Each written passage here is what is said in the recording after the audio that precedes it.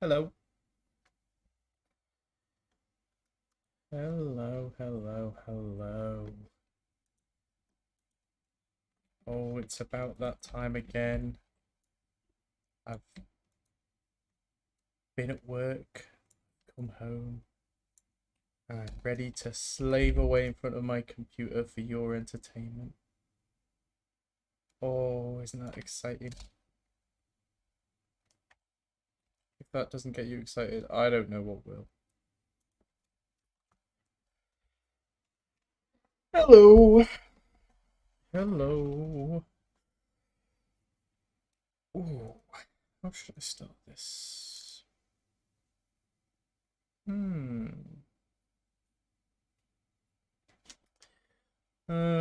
don't want to start with a black background. No, I don't. I want to start with a grey background. And then I want to give it a little bit of juicy, pattern stampy goodness. Goodness.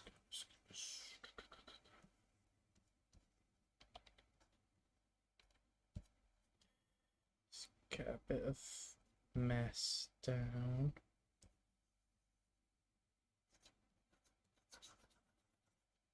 Oh, that's not my impression. How's your day been? How are you doing?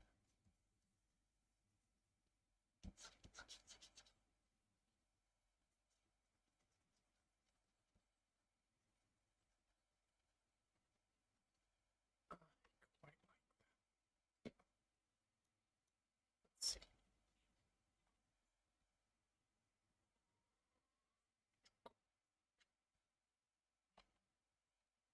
Lazy, nothing special. Oh, golly. Maybe we should actually draw this dude out.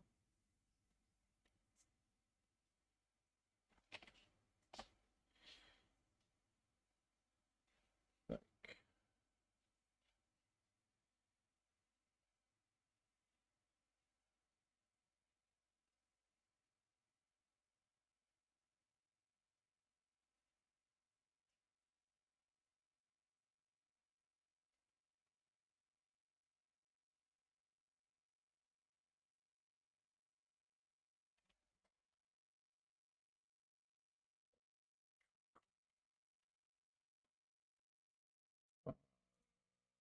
I'm gonna be joined by absolute legend Burns. Here he is now. Hello. Hello. Hello. Can you hear me? Yeah, I can hear you. Can you hear me? Because this was. Yes, I can hear you. Okay, that's great. Thank God. Mm. I'm okay. I'm okay. I had my second vaccine today. Ooh, only just now? Yeah. Yeah. Today. I thought the UK was ahead of the Belgians. Yeah, but I'm kind of last on the old list because I'm perfectly healthy. That's true. And I have been pretty slow at getting myself booked in for it and everything. Hmm. So that's probably my fault more than the government. Yeah, that's fair enough. So what we doing? Nights. Nights. Fun. You can never have too much night. I'm pretty sure. And you're actually sketching. I know, unlike me, Ernst, unlike me. But I thought I want to start spending longer painting, uh, which means an actual drawing underneath could be not bad. Yeah, that's a good start. I think that's maybe the main reason why we were able to pump out studies fairly quickly, because we just dive straight in. Yeah, yeah. And that has its uses. I think Hmm. you very quickly learn to find shapes in what you're painting and Yeah, like for sure. group values together and stuff. But just I now that I have all these kind of fundamental skills, I wanna start focusing a bit more on polish, not to Hmm. be confused with Polish. I still don't really know what a polished image of yours would look like. Well, that's what we're gonna find out. Well, this is just a Hmm. study, obviously, but Yeah.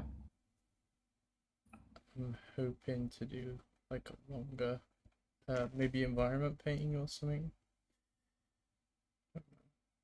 Hmm, maybe. Environments are a bit like more time consuming, I guess, to polish.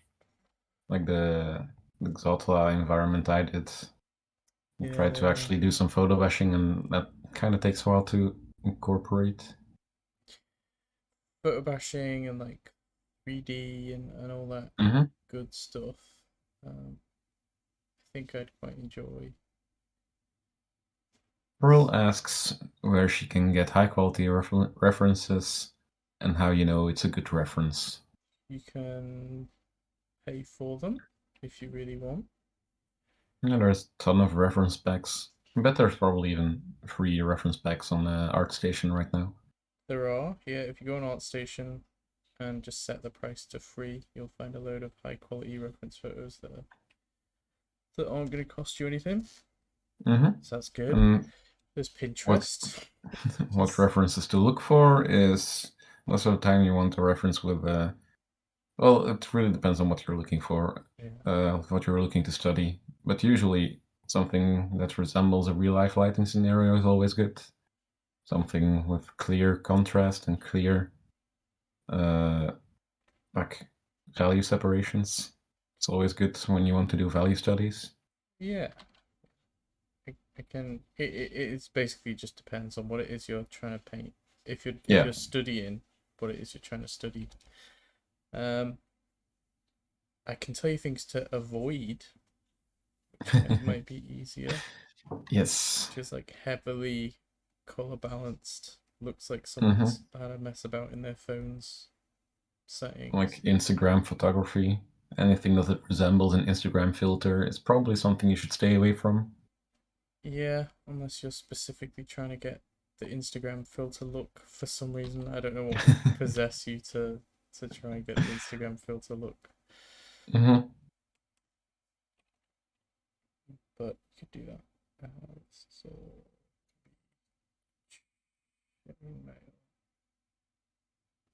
I mean, sometimes it can be interesting to look at these like, I guess, fake lighting scenarios. Especially, like what comes to mind is if you're trying to paint a horror scene, like those that has just a very specific type of lighting, which isn't per se good for studying, but it's very useful to study when you're in that niche. Does that make sense? yeah, yeah, definitely. And you know, it's not like color balancing itself is a bad thing. It's literally a job. You know, people Hmm. will color grade photography and films before it's released to get Hmm. that kind of feel. So you could look at it like that. But I'm talking about God, I'm talking about amateur Instagram photography where they've just put the a big vignette on the entire image and Well, it's boosted also the kind saturation. Yeah. it's also the kind of the same principle as why you don't study someone's study, because then you'll have all of the work done for you. If you study a picture that has been heavily modified and like color balanced and whatever, you're not studying real life, so you're not making the decisions yourself, but you're following the decisions someone else has made. Yeah, that's a good point. Um, because you want to control every aspect of your painting, Hmm. ideally. Yeah. So if someone's already faffed about with the lighting and everything else, you're gonna have a bit of difficulty doing that. Yeah, exactly.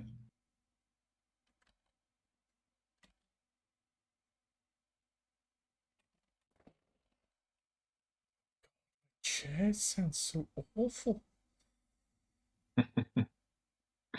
I can't hear your chair, so that's good. That is good. That is good. I don't want people hearing my chair. It's just noisy. Are you gonna stream daily from now on? I've been trying to. I think I've actually been really enjoying it. I can't.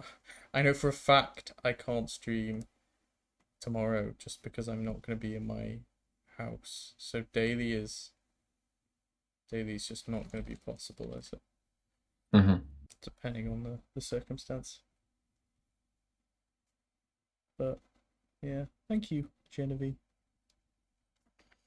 Also, looking at you doing this line sketch kind of makes me wonder if you like if you would participate in Inktober or something like that, what pieces you could come up with. Yeah, Because then you're kind of forced to do line art, and I know it's not something you kind of messed about with line art for your FYP a bit, but after that it's kind of just faded away into the background. I did. Yeah, not something I'm overly. I am kind of interested in it. Like, I did another line arty kind of thing not long ago. I'm pretty sure. Let me see if I can find it. Mhm. My Photoshop settings all reset again. Really annoying. It's just a bit of a joke, isn't it? What happens? Did this drawing the other day. This is like pretty heavily line art.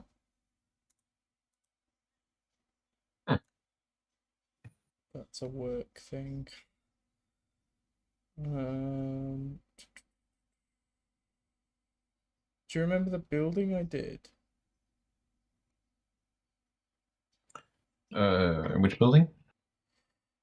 Uh, this one. I enjoyed doing the line art for that. There is a delay. Yeah, I do have to wait for the delay to actually see you. There you Oh go. yeah, this one. That's true. Forgot about I that do one. enjoy it, and I think it's relaxing. I definitely enjoy doing all the line art for the FYP characters. Hmm. It's just never my first port of call. Do you know what I mean? If I have to describe the form of something, at no point do I go, "Oh right, I'll describe it with line." It doesn't cross my mind. Hmm. Um, so yeah, I'd like to, but even this isn't particularly like line art, is it?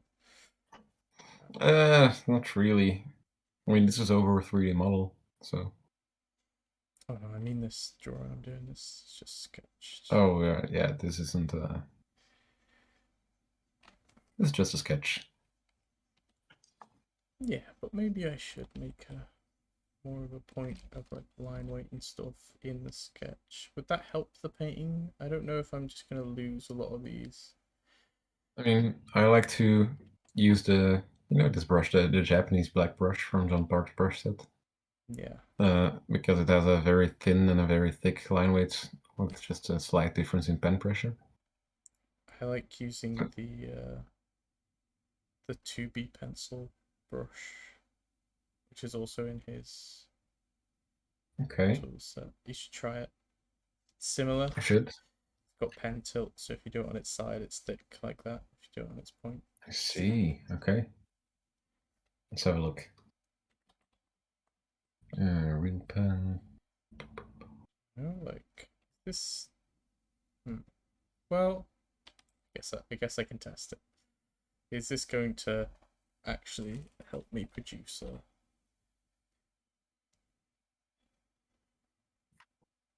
That's a horrid tangent I've made. Yeah, a little bit. Okay, we can fix Yeah, that. you can always can tweak the design even. to fix it in a tangent. Yeah, could have done. I'd rather have the sword go the right way. Mm-hmm.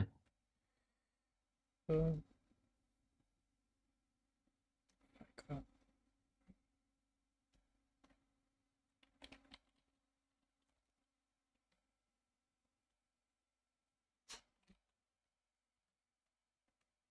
I do think this the adding the solid blacks already helps make it look a bit more. I mean, Yeah, what I'm saying is just it helps the form read now, yeah. but if I'm painting over it anyway, is it going to show up in the final I result? mean, that's what Evan does, right? Evan Amundsen. He Um, puts in the solid blacks as well. Well, not for like he kind of has he multiple ways he goes yeah, about things. his paintings do retain a lot of the line arty goodness in it. Hmm. So maybe. Yeah, for me, it's just still a struggle to make line art look good. I mean, I know how to make line art look good, but it just takes so much more effort than doing a painting. Should we go on some sort of line art crusade? Maybe. Force ourselves to Hmm. just use line art. Maybe that actually wouldn't be such a bad idea. I think it might help us. I've just received a very noisy Discord message. Don't Discord messages shut down once you start streaming? No, because I put them back on so that I could see when you were ready, Oh, fair enough. I see. and now the option is gone for me to turn them off. I think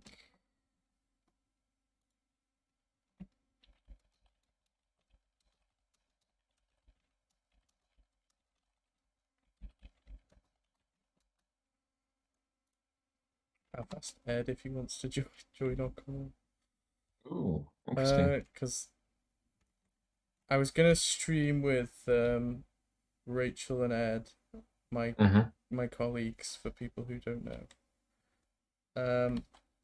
But I don't think Rachel is feeling up to it. So I thought the whole streaming thing was off. So I just started streaming with you. But now Ed's saying that he might stream. Okay. We'll see if he wants to talk to about Belgium. I mean, we've been talking for like 2, 3 months, maybe. I can't see why he wouldn't be thoroughly enthused. That's as many little black lines as I can think. Now, I mean, the only other thing that I could do in terms of line art is literally like that kind of thing, like the brush of the metal. But I don't know if Like a little bit of hatching. yeah, but we're entering the realm of painting. That's just painting with smaller lines. That's actually a good point. I mean, that's kind of how you need to think about a line art anyway, right? It's still shapes Yeah, and values. You just create values using scratches rather than solid yeah, shapes. I think so. It can't do many harm as an exercise. Yeah. Yeah, exactly. So we'll give it a shot, Hmm. even if it's horrific. Maybe in October I'll actually force myself to do some line art. Not per se doing Inktober, just No, kind of. I'm not a fan of Inktober. No, I know. I don't know, it's just the prompts drive me up the wall. Hmm. Draw a potion bottle, and it's like, oh, do I have to draw a potion bottle? What's You he? don't have to. Is this? Is this his sheath? I guess. Is Is that no, that's a smaller this here? dagger or short. No, it's way too long to be a dagger. It's a sheath. A short sword. Is that a sheath? Okay.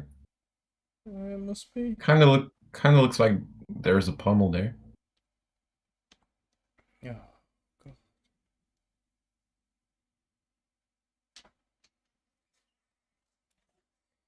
Hmm. Well, it is whatever you want it to be. Wise words from an old Belgian. An old Belgian. An old Belgian proverb. It Hmm. is whatever you want it to be. Yeah, How exactly. do you describe chainmail? Is I guess kind of the same you would painting, just add in some chainmail texture where the values transition from light to dark. yeah, yeah. Well, the values on this chainmail are pretty consistent. Yeah, I've noticed. Well, So, you have the highlights. It doesn't really make sense to draw only the highlighted stuff. no, I just want some material Hmm. definition, I guess.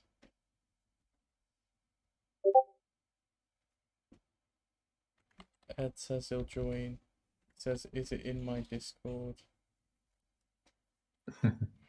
Oh, dear. Everyone prepare for an Ed to land. I mean, I guess you could actually make like a small live stream voice chat. Too late. Too late, Ernst.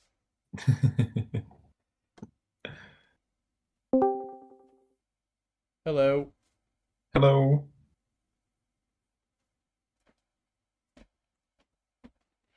Deafening silence. Yeah, no Oh, response. it's my audio what got set up. Oh, yeah. Oh, there we I go. can hear you now. Hey, how are you?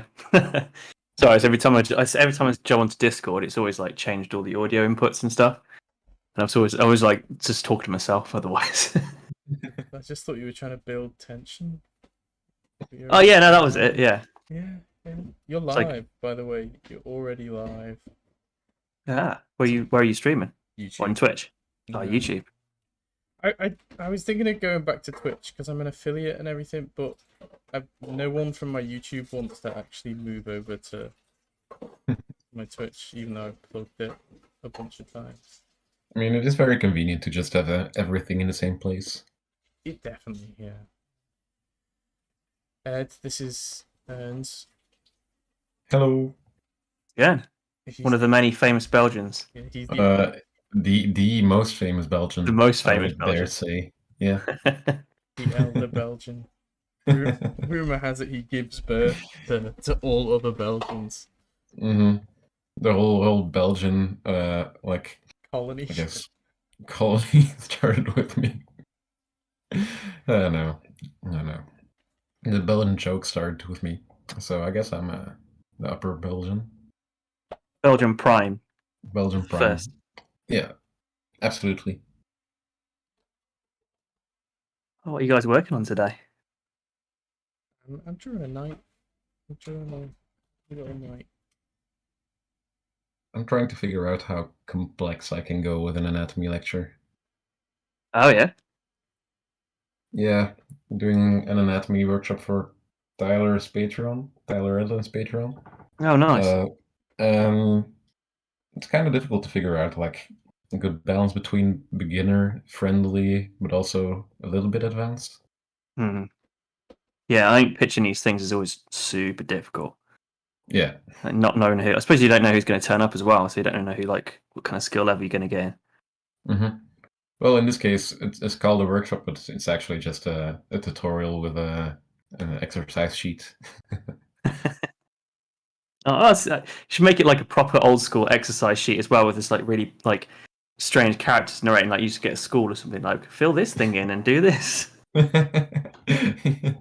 That actually would be fun, maybe. Yeah, You paint always inside the lines. you get those very odd characters in all those like maths puzzles where Jim has 350 bananas.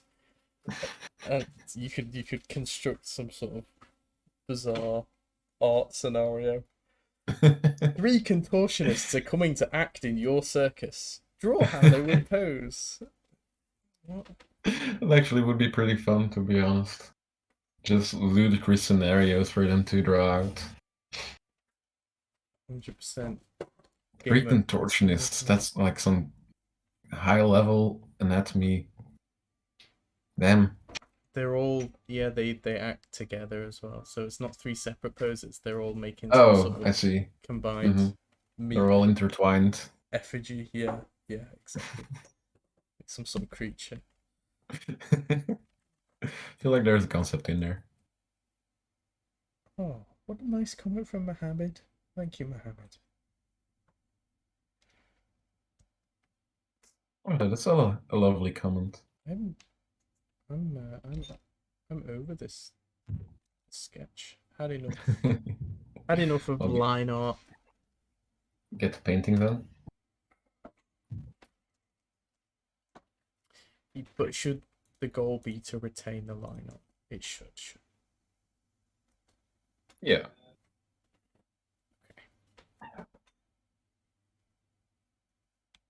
I'll quickly go on YouTube and have a nose at what you're doing. Don't know. Oh wow. What was it? That noise? Heard What was what noise? there was a really glorious noise. Wait, what? This? What? Surely not. No, Is it that? it sounded like a. It sounded like the Twitch follow noise, but I don't have Twitch open. Huh. Unless I do have Twitch open. You sure you're not just hearing things? You know what? Yeah, maybe it's maybe. It's been a long day. I've been vaccinated. I had to dash home because when I woke up in the morning, I just for some reason put on like a big heavy jumper. And then halfway through the day, I realized that I was going to get a vaccination, and there was no way in hell they could possibly roll my sleeve up far enough. And I thought, I don't want to get topless in a vaccination center, so I had to rush home and find a t-shirt. Edward Well, Barons has said, "Oh hey Joe, yes, Oh, who's that guy? Get him out of there. I wish I could ban people from. Oh, I can. Can you? Yeah. You're gonna ban me instantly. I can add you as a moderator, Ed, if you want that instead.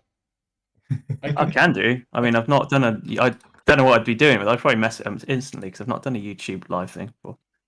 There you go. You've been timed out.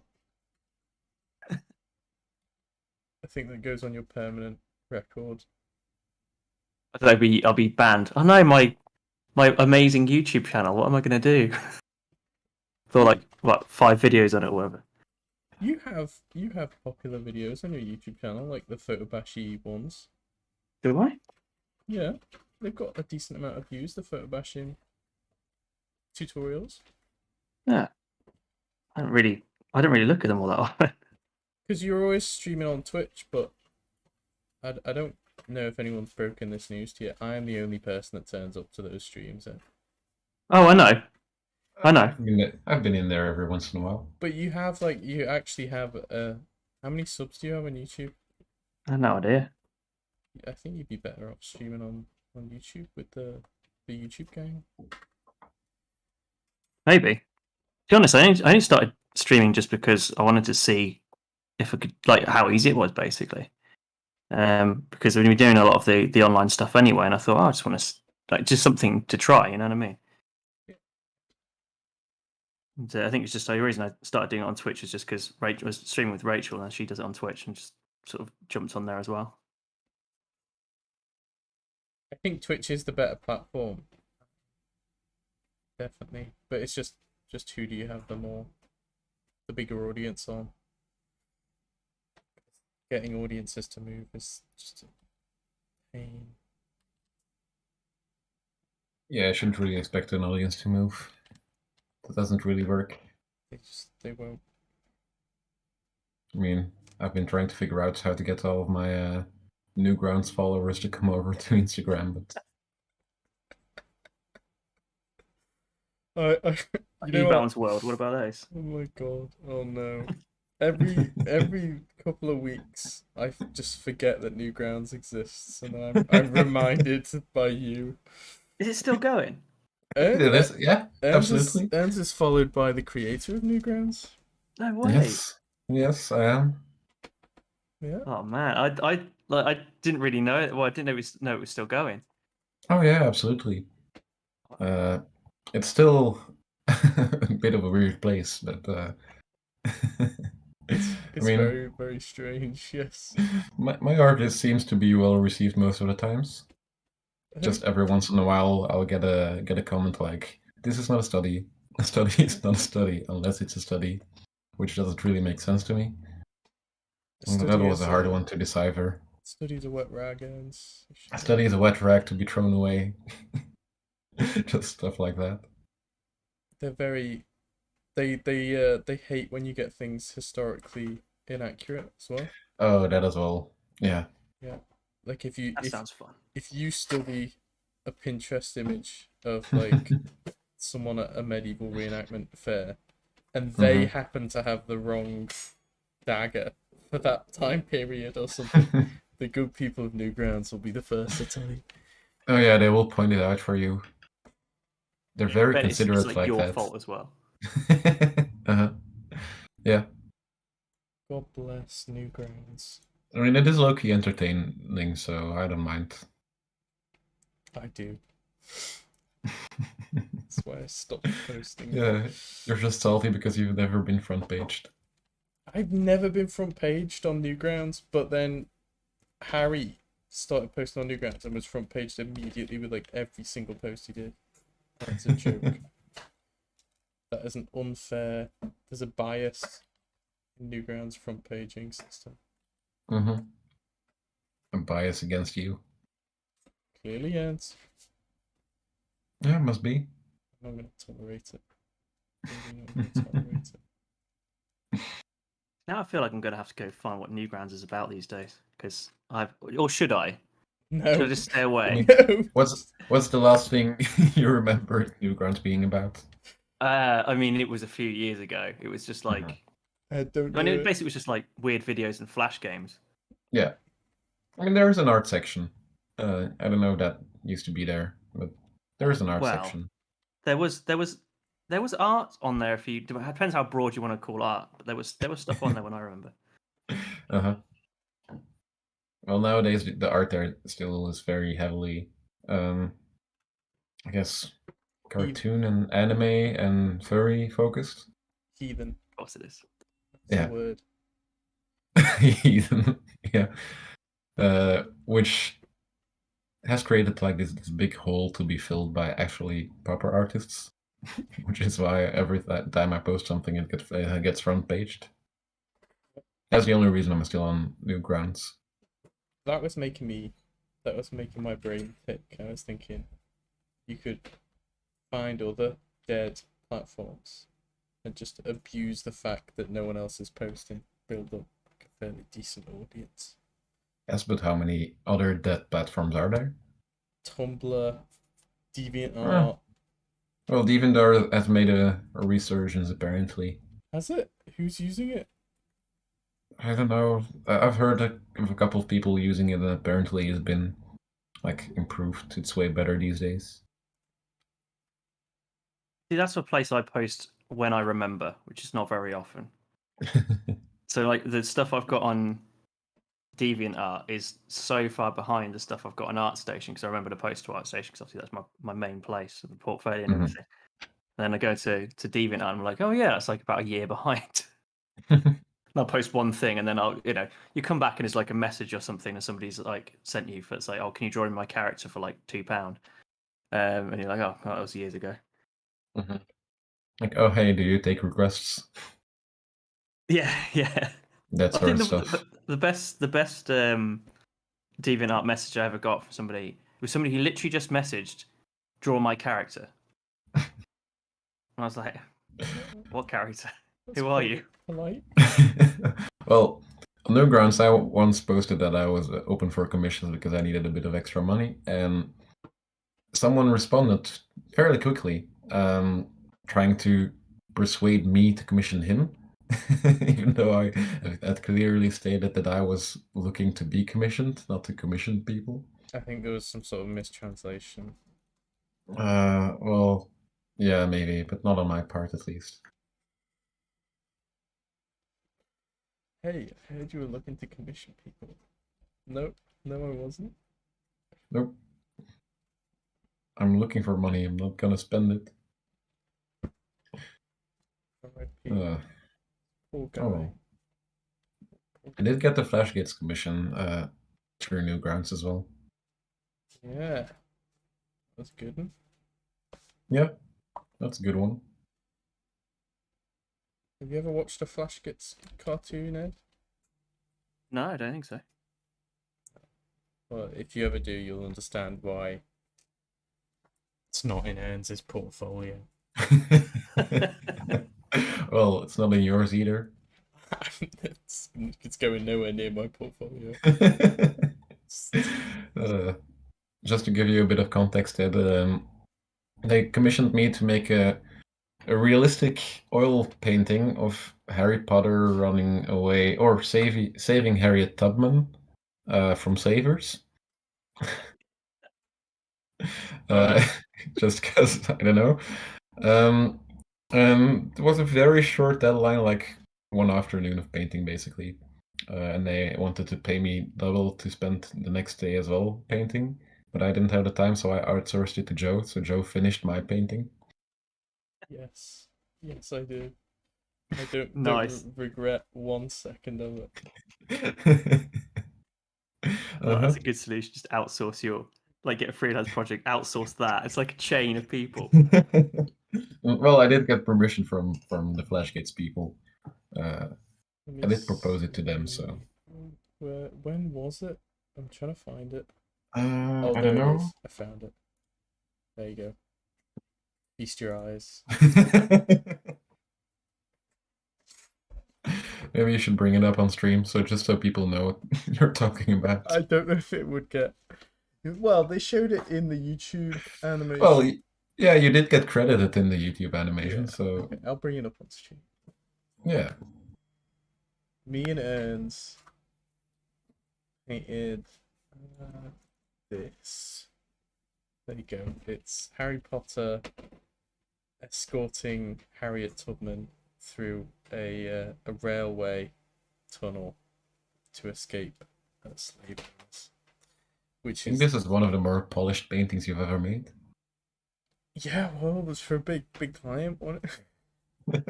Is that miserably depressing that this is the most polished painting I've ever made? Maybe a little bit. Oh, that is sad. That is sad.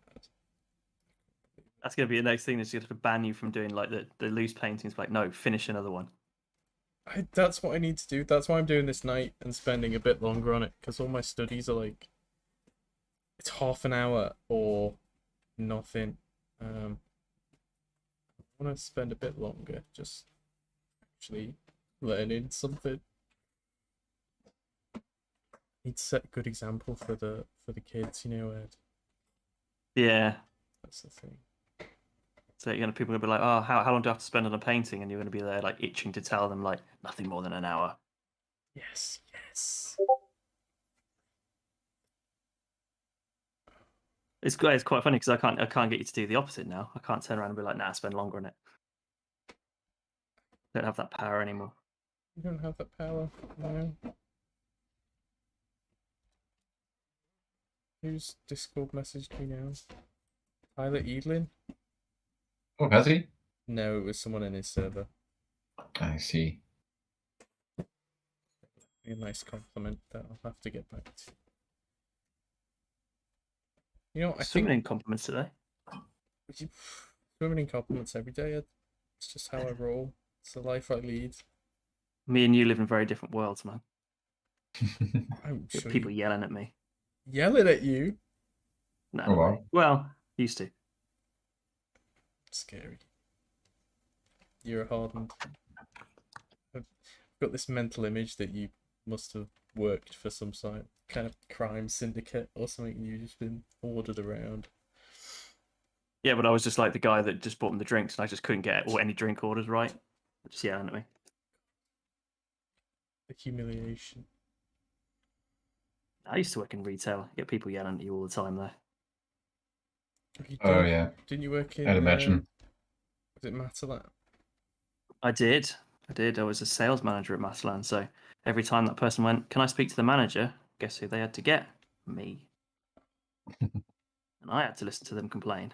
Have you ever had one of those epic moments happen where they've been already talking to you, and then they have a complaint, so they say, "Can I talk to the manager?" And then you get to reveal your true identity as manager. No, because we had to wear like shirt and tie and stuff, so we kind of stood out a little bit. Public humiliation. That's what Matalan do with their staff. Yep. You can't even hide. The worst thing is that you trying to get through, like it's the end of your shift or something. You're trying to get to the end, get to the exit, and it's just people like asking you questions on the way. And like, I've not got my badge on. I'm on my way out. Like, how do you know I work here? If you just get a sixth sense for you, you're like, you look like you belong here. I don't know if that's a compliment. Yeah, no, I think it's. I don't not sure that is. Well, I used to work as a lifeguard, and people yelled at me there as well. Although that's for different reasons. Who Were they yelled at yelling you at you because they needed help? Yeah. Well, no, that actually never happened. When they were yelling at me, it's most of the time because they were complaining about something that I couldn't really help them with. But still, they would yell at me. Classic. So something that wasn't your problem. You're like, oh, Yeah, yeah. makes sense. Mhm. Well, to be fair, that was pretty much the same experience I had. People yelling at me for things I couldn't help and couldn't fix, but I just had to listen to them and wait for them to finish, and they can go home. Mhm. Yeah. Glad I've never had to do that. Retail. Missing out, it's great. Retail. I might get back to it. I really don't. Please don't. Please I don't. do that if I quit. I was like, yeah, this is my notice, and then she went like, where are you going? Just going back to retail. Loved it too much. Back to Matalan. God bless. It got better offer to Matalan. I don't imagine the wage at Matalan was very competitive. It depends where you were really. Like mine wasn't. Mine was awful, but like because when I started, it was like a trainee wage, and when they put you on because it's training. I started off as like on the shop floor, but I ended up working my way up to manager role. But then they put you on like a new manager's wage, and then they kind of forget to increase it. And you keep saying like, when's that going to increase? It's supposed to increase by now. They're like, oh yeah, we'll do that, and they never do. But yeah, if you to be fair, retail management, you can earn a fair bit of money depending on where you work and who you work for. Now, when I used to work, I've got a long and traumatic past in retail. But I used to also work at a supermarket many years before. And the guy who was the store manager there, he retired at, I think he was in his mid-50s. He'd been a store manager or in retail his entire life. And he's like a supermarket store manager. He had a yacht and he retired at 50. It's like, how much money are you making, man? You must be making enough. Yeah. I got my first paycheck the other day. That was very exciting. Oh, That's yeah. exciting. Yeah. And then I was thinking about all the things I could potentially buy. And then I remembered that I'm now a responsible adult with rent to pay and probably driving lessons that I need to purchase or something. Something responsible. Hmm. Yeah, that's the curse, isn't it? You get the paycheck and you go, oh, cool. Okay, so I've got to pay for this, this, this, this, this, this. Okay, what have I got left? Nothing. Great.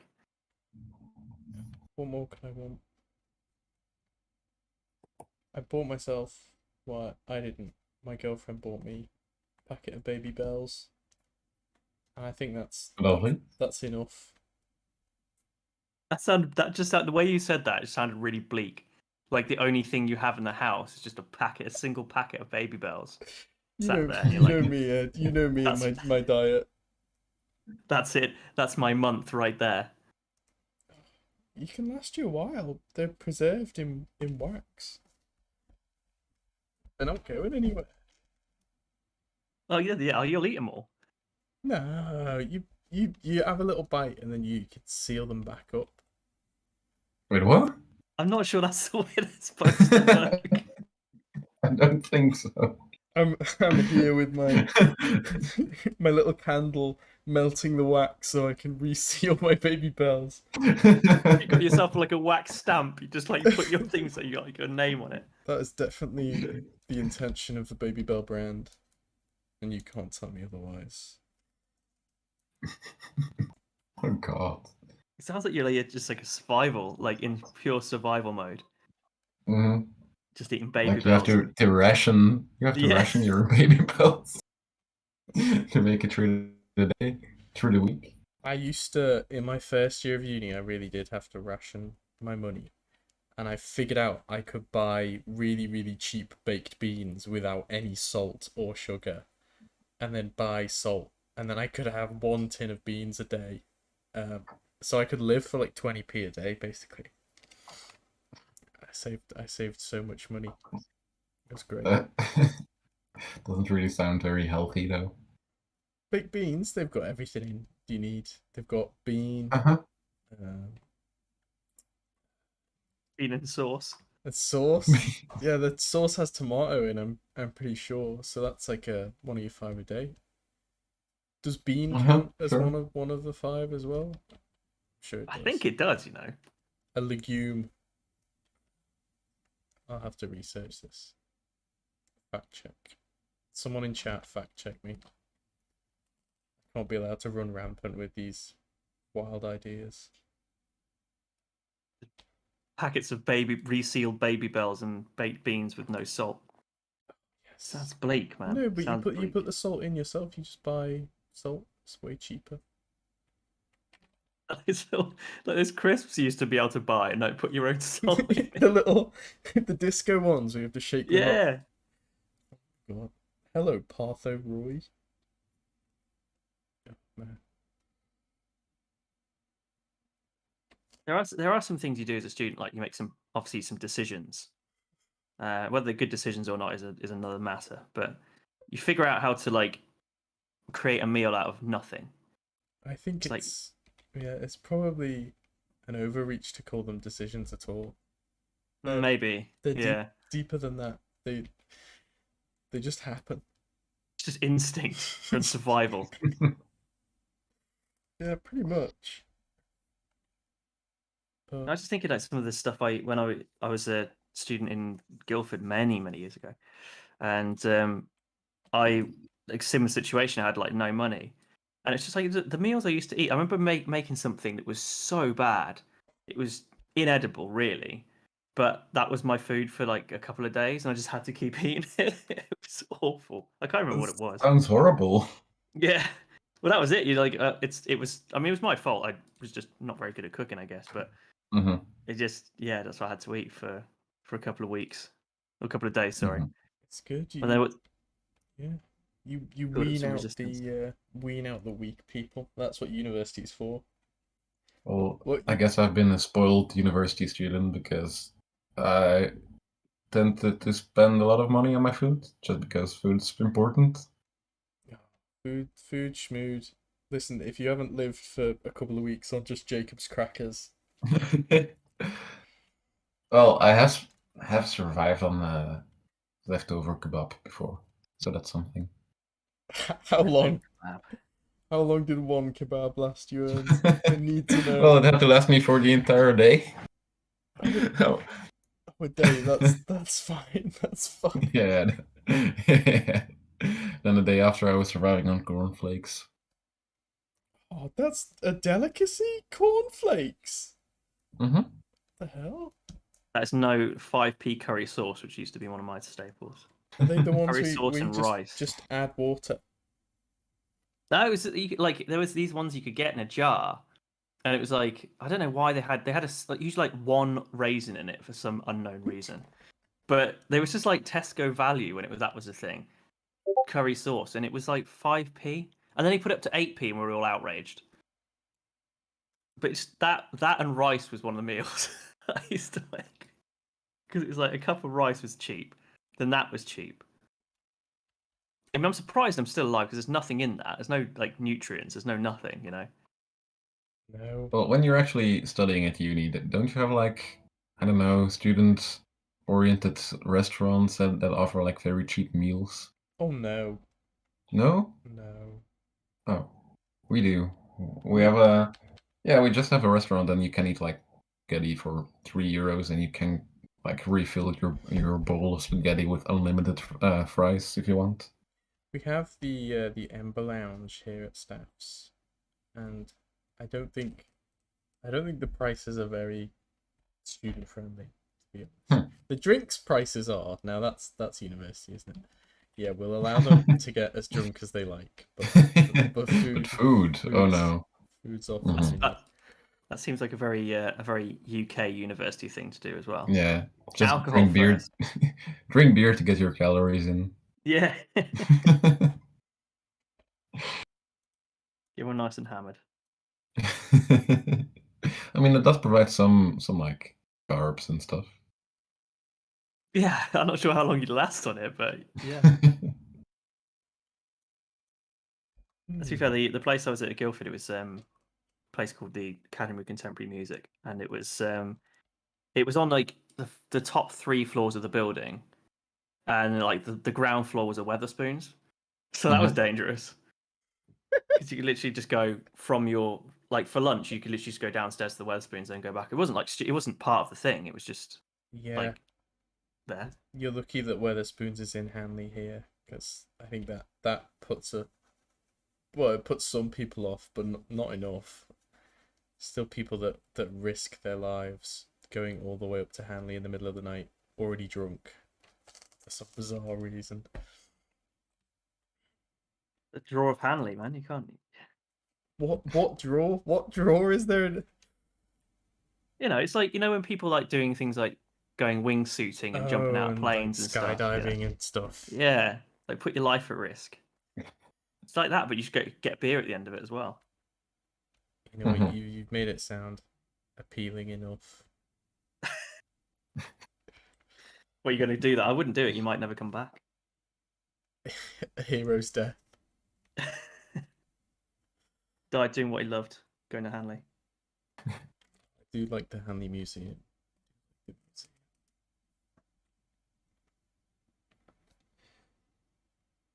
Yeah, how would you just thing is here's how would you describe Hanley to someone who's never been? Like Obi-Wan describes uh, the little village in Tatooine in Star Wars. What is it? Uh, I'm That not that big of a Star Wars nerd, so it's remind me. like that place is it's a hive of scum and villainy. Never go Oh there. yeah. hmm Okay, that's fair. Oh, that's it. It's never has there been such a wretched hive of scum and villainy. There you go. That's handy. hmm God. My mate described it, and it was quite apt. I think was like he said it's like in a zombie film, like when everyone's got the virus, but no one's really sure it's going to be a thing yet, and there's just like the pre-zombie people like shambling about, and like everything looks really bleak, but no one knows that the zombies are about to hit. It's like that. Yeah, yeah. That's the most accurate description I've heard. Yeah. My God. It's just desolate. It's bizarre. I've not been in a while, so Good. I feel sorry for students on like uh open days and stuff, because apparently if you're like a student representative or whatever, they get a little brief before they start their day, and they're not allowed to tell people that Stoke-on-Trent isn't a particularly nice place to live. That's that's mad. It's like these students are spending a lot of money to come here. hmm Don't want to warn I them. I just say anyway. Yeah, you But gotta if it you gotta asks, it's tell like them. I'm not lying. I did on the interview days that we had that I tagged along to. While I was in the waiting room, they were like, "Oh, what's there to do in Stoke? Stay indoors at any cost." I always think that's funny because I've had a couple of interviews at different places, and they're all when they're around the country, and especially if you don't live there. And obviously, one of the questions you ask him is when they say, "Have you got any questions?" So yeah, what's it like around wherever it is? and you can always tell when there's a pause. You're like, it's a shithole, isn't it? There's that pause of like, it's like, yeah, it's not nice. Rest in peace. You Well, just know. that's not really that big of an issue here because everything's just so close to each other. Like you have a city every 20 kilometers, so Yeah, if you don't like it one place, you just live in the other place, and you Belgium's like just the take the train. size of Wales, I think, Yeah, I guess. Oh, okay. roughly. So it's pretty small. If I manage to get to the UK, you'll have to give me a tour. Of Hanley. I mean, that's the main attraction. Yeah, absolutely. Just I've been playing Fallout 4 recently, and honestly, the wasteland in Fallout 4 is more hospitable than Hanley is. Okay. At least there are less ghouls in Fallout than in Hanley. That's all I'll say. Mm-hmm. God, Megan's giving me noodles. I'm gonna mute Oh. myself and eat noodles. All right. Have fun. How are you gonna reuse the noodles? You can't close them back up with wax. I guess if you've eaten enough baby bells, you've saved up enough wax. Oh, You that's can a good point. just like make a cast. Put it over the top of the bowl. Something like that. I You're mean, you're joking around about this, but I binned them the other day, but I had been saving up as many little baby bell waxes as I could to try and make a giant baby bell wax ball. And it got fairly sizable before I tossed it. Mad. I mean, at that point, you can just use it as a sculpting material. Try to sculpt a figure out of baby bell wax. Save yourself some cash. Yeah. Who needs clay? I was thinking of sculpting an Asaro head the other day. Oh, Because they're sold yeah. out. I decided my first paycheck I wanted to get like a proper little Asaro head for my desk. And Isn't there like? the I'm people guessing that there's a. Sorry, go ahead. the people that make it are sold out. So I went to our 3D printing department in the uni, and it turns out 3D printing in a Asaro head is stupidly expensive, depending on like how big you want it. So I think I might just have to make one out of clay. Well, But those things have been sold out forever. I'm guessing there's probably like some way to even create it just out of paper, like some origami trickery, because it's all angles and like flat planes, right? To be fair, if you make an origami head, that would be actually really quite impressive. Uh-huh. Let me Google this while I eat my noodles. I don't think it would be impossible. It'd be difficult though. I've seen some pretty wild things made out of origami. Yeah. Yeah, this is definitely the Asaro head that I yearn for. Look at this.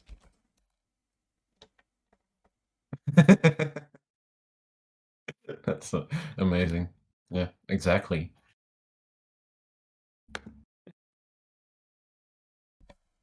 Right, noodle Yeah, time is done. I've always wanted one of those the Sarah heads, but I've never actually because you can get obviously just the really cheap, well, not cheap, but like the free ones in Sketchfab, and like they actually do a decent job. And they've only got like the flat Sketchfab lighting on them, but you can still rotate them in the Oh no, viewer no, and stuff. no, Ed.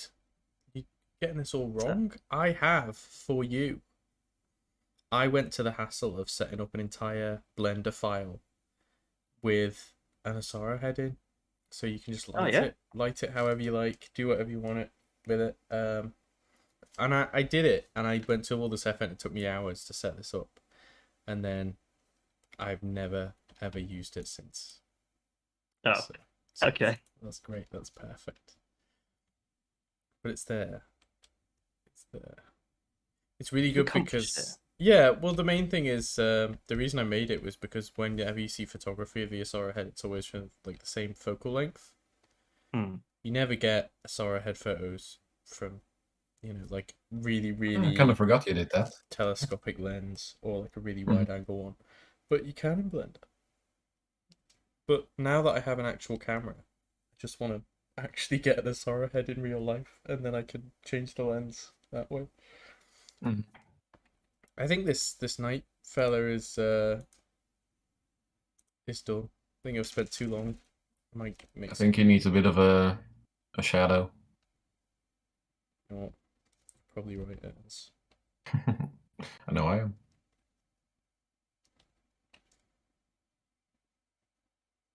Just to stop there and give you some critique. How about some like grass texture? Ooh, that'd be fun. Like even some grass friends breaking the shadow, maybe Yeah. right at his feet. Is this directional? Yeah, it is. Oh, the texture brush, yeah.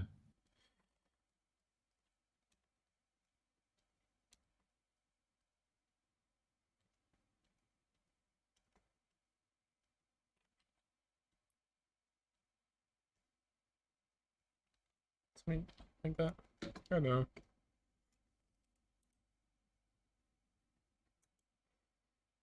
Yeah, the line art contributes something. I'm not quite sure what that something is, but it's there. A bit more definition, crispness. Yeah, something like that. That what you're going for with your study, was it? Try and see the line work to color sort of method. Kind of. Well, I didn't do the whole line art, fill color, do your shadows and all that. I just did line art and then just painted around it. Hmm. I just wanted to see, like Ernst has been pointing out gleefully, the main thing that tends to be lacking in a lot of my studies is like proportion. Like all of All the right. color and value is fine, but it's in the wrong place ever so slightly. I just wanted to see if drawing would help with that. It seems to have done. So that's good. I mean, it's not really an issue in your other studies because it's not what you're studying. You're not going for lightness or accurateness, No, most of the but time. it But is interesting to practice. it's something. It's at definitely least. something worth practicing. Yeah. Why is this taking so long to save? How big is this accursed file? That's an hour? That's an hour of... Wow. That's how you know it's taken me twice as long as normal. Okay. That's good. And then I'll do a study or something.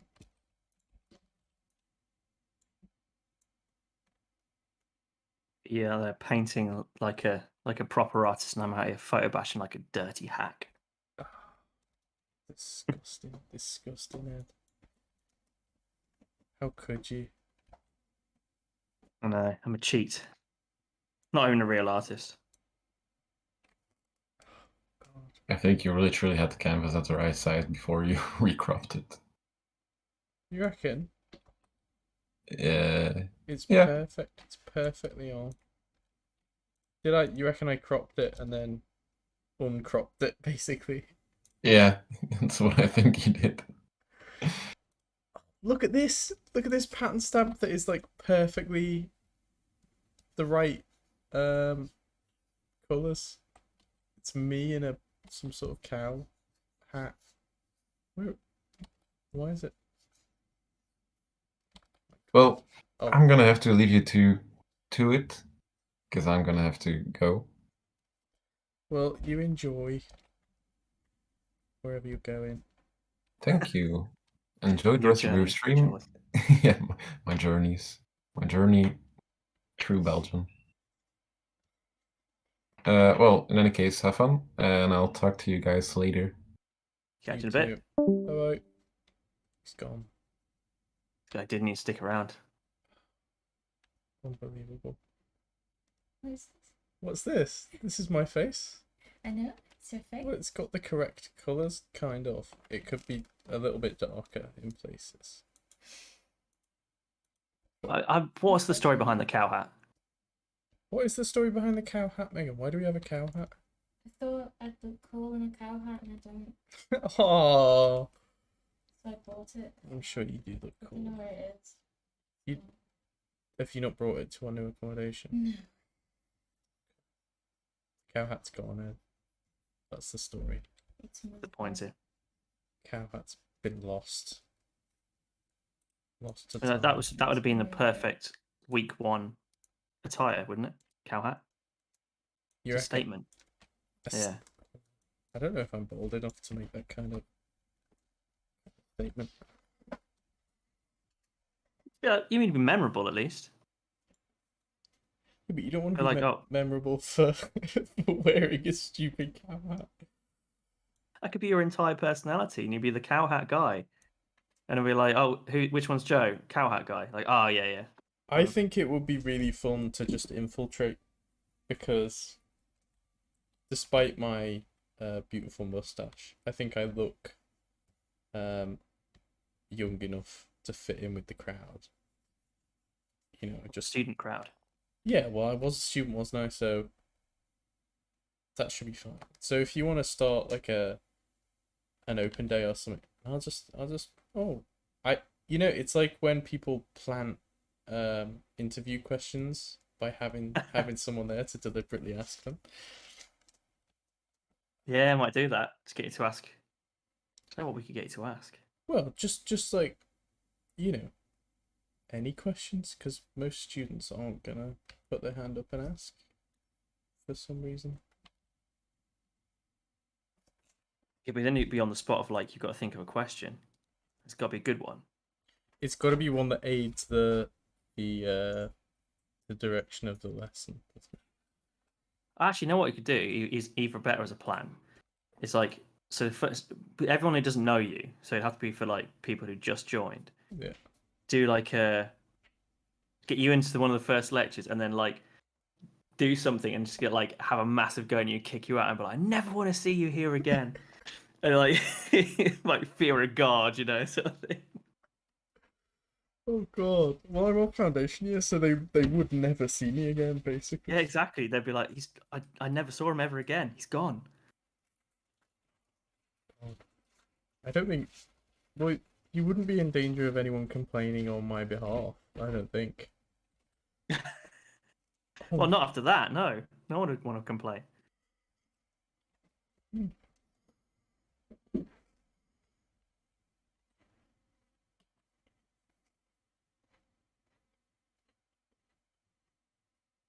I could just do that with just pick a random person, be that guy. Yeah, I So mean, looking for why use who's it me? gonna be?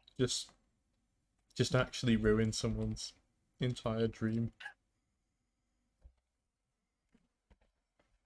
Just to make a point.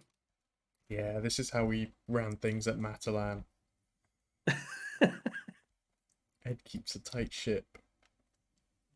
In the mean streets of Matalan. I've noticed in the lecturer chat you have some sort of a reputation for being mean, and I never thought of you as a mean guy. What have you done? I'm not mean. What dark just- secrets are you harboring? None, I don't think.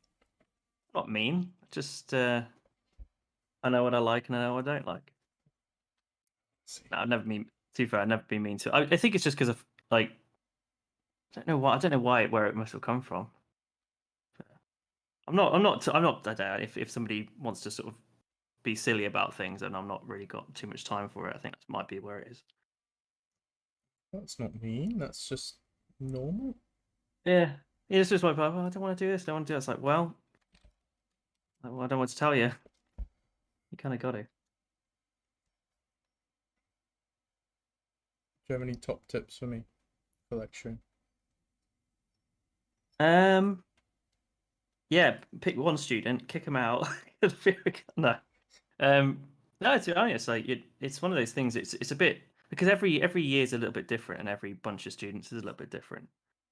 And so it's like about finding with each group and trying to like with each people, I suppose, each person trying to figure out how people best respond.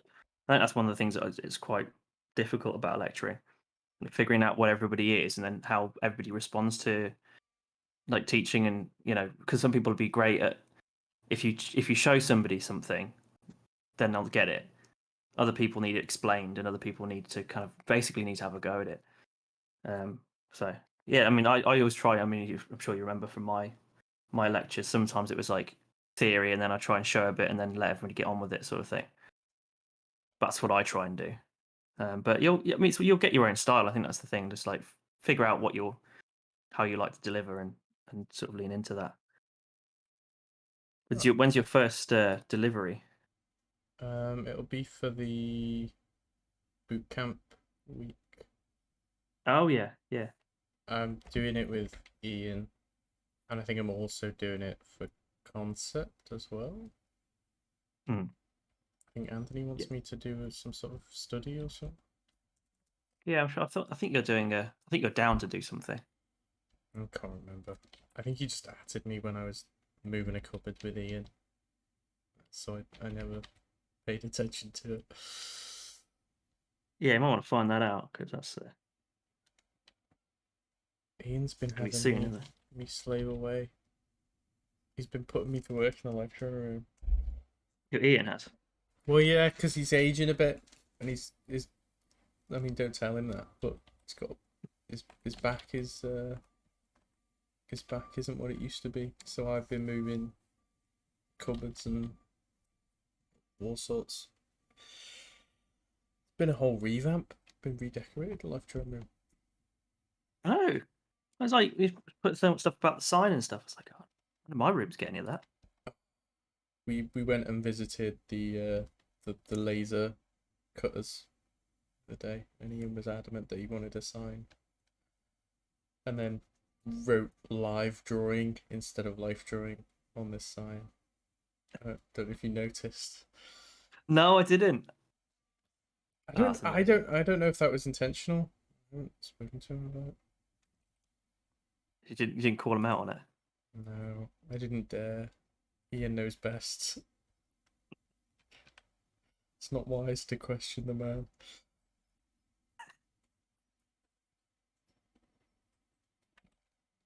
You need to, yeah. So you're gonna need to earn yourself a reputation. What can get you? What's your reputation gonna be? I really want to publicly humiliate as many students as I can, following your footsteps. Hang on, I've never publicly humiliated any students. Not yet. Oh no! In spirit. I feel like this is a slander job. You're never gonna work again. You've been exposed on the Morokai YouTube channel.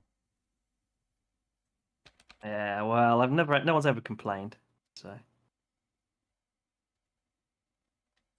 But I think I'm nice.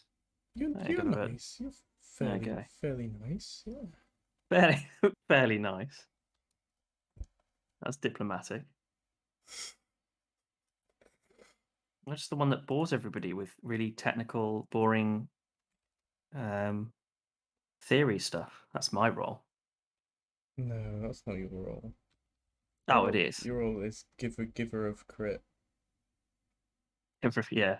Those advanced sessions is like the best crit you get, or at least the best crit I got, because Oh yeah.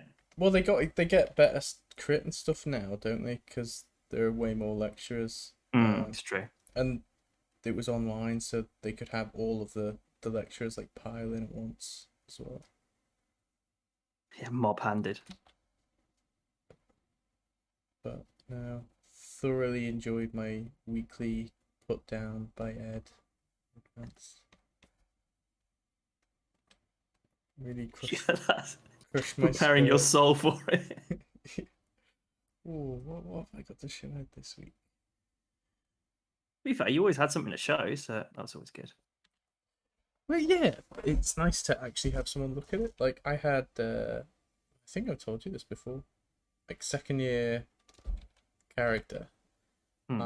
It was the first lecture, and I really wanted to impress the new lecturers. So I went out of my way to do, like, 50 thumbnails or whatever for the brief that we hadn't even been told yet. And I brought them in and showed Tom, and Tom looked at them and went, yeah, that's all right, I guess, and then walked off. And it was like, oh, No, that's Like, not. my soul. Just I wanted a bit of crit. Please.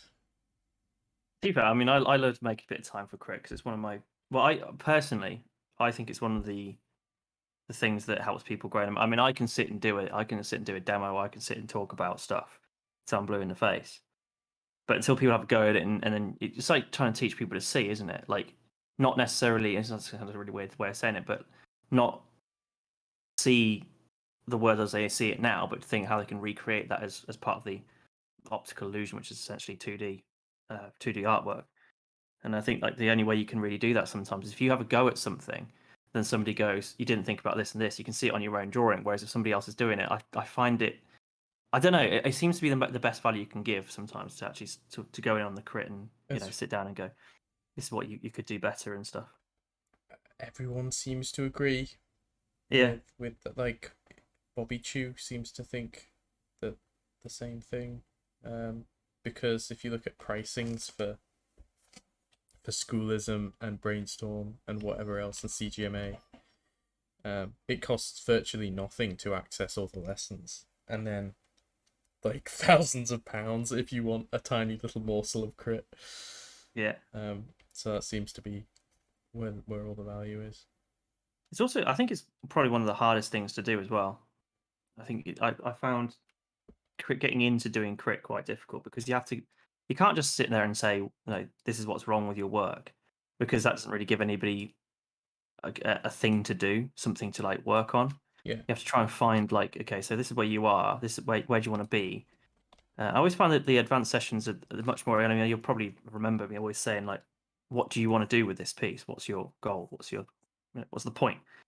Because it's really easy sometimes to sit and go, do this, do that, and the other. But if you haven't really understood what the person's going for, or if they don't understand what they're going for, it makes it really difficult. But it is quite difficult to pick up something because you might see something and you see it later and you go, yeah, it should have done that, should have talked about this. But you've only got like a certain amount of time. It's quite difficult to sort of pick something straight off the bat and go, it's definitely this. Sometimes it's easier than others, obviously, but yeah. I don't know how much capacity I'll have for crit in like the foundation year. I should have plenty. I mean, a pretty relatively simple crit, I'd imagine. I've never taught on the That's foundation. the thing. It's like, yeah, there will be crit, but it won't be. I mean, a lot of it's gonna be what you need to study this or that. It's not. It's not gonna be design crit because obviously it's they don't do much designing. I don't think. No, but don't discount the finding the thing that they're not seeing. I mean, even if it's something as simple. I mean, in perspective is the like a good example, right? Because you've got perspective drawing, and somebody you sit and think, oh, this is perfect. I think I've done it completely right, and you go, well, hang on, you've got like a vanishing point halfway up in the air, but they haven't understood that, and it's like trying to put it into words that someone will make someone click for somebody, how that or why that doesn't work. Yeah. I think some of that, to be fair, that can be some of the hardest crit to give because it's like.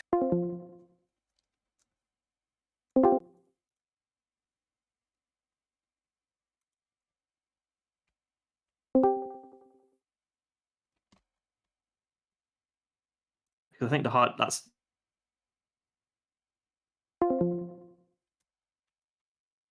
before, and they've still not got it right. They've still not quite got it, and you have to go, yeah, you still haven't got it. Like it's still not right. And even if they've been bashing away at it for a couple of weeks, then you like, you're still not there. You're still not there.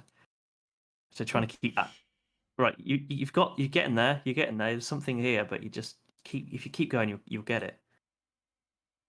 What if they never get it, Ed? What if they never ever get it? Well, what there? If they never get it, then I don't think they're trying hard enough. Because I think you will get something. Yeah. Because we've all done. I mean, I think that's the other thing. We've all done it. I think sometimes students forget that everybody who's teaching them and everybody's giving them advice or anything, they've all made all those mistakes before. I know I can say that every piece of crit I give, I'm like, yeah, the only reason I know this is because I've done it. Worse than that, probably. That's true. Very true. Yeah. I think my role as lecturer, I want to keep doing as many studies as I can in my spare time. I don't know if I'm gonna get sucked down by tiredness.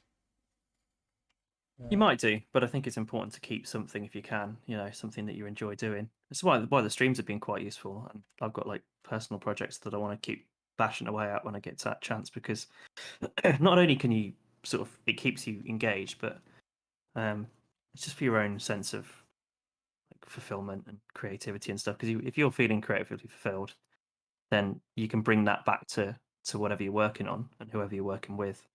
Whereas I think if you start to feel a bit burnt out, it can be quite difficult to stay at the same sort of level of enthusiastic. Yeah.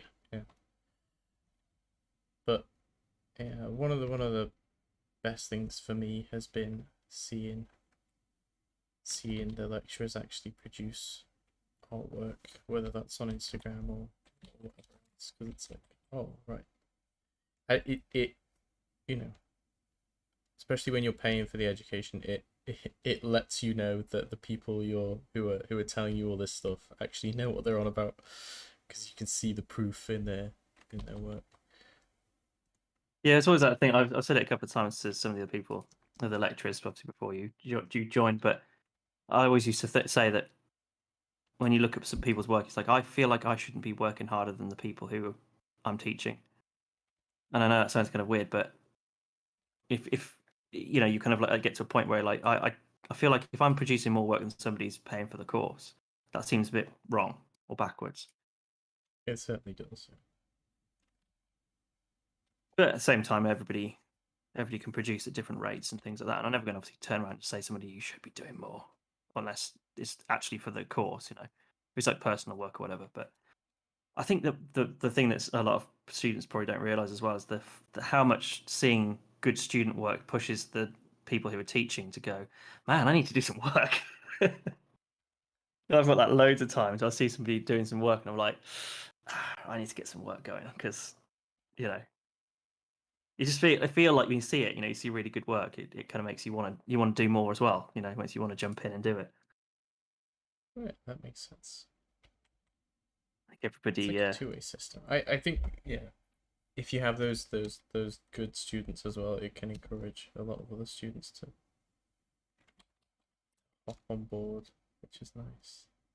oh yeah, it's one of the best things, resources you have as a student is the other people who are learning on the course with you, because you're all probably closer in like ability level and stuff like that. And you know, if one person figures out something like a cool technique, then you can pass it on to other people. Like it's a great way of learning. I've found sometimes with teaching is that I can say something and I maybe say it several times, but then particularly with the DAS they had going on, that sometimes those lectures would get taught in that, and it's just obviously the other students who are teaching them, but then people would listen to those a lot more than they would to the stuff I was saying. And even so, I don't really care if they listen to that or they listen to me. Like the main thing obviously is that people are learning. But sometimes you're like, if it was like, oh, they told us this thing in DAS, and like, yeah, I remember saying that too. But cool. I think Daz is gonna have some sort of resurgence, because what's his name? Tom Osborne is now the manager of Daz, and he has big plans to bring it back, because it was kind of killed off by the whole pandemic thing, which is weird because you'd think Discord exists. This is, you know, it's not like a sporting society. This is a society that could literally just exist on Discord, but for some reason it just didn't. It just collapsed. Yeah, I think it's difficult to keep those societies running when you don't have engagement.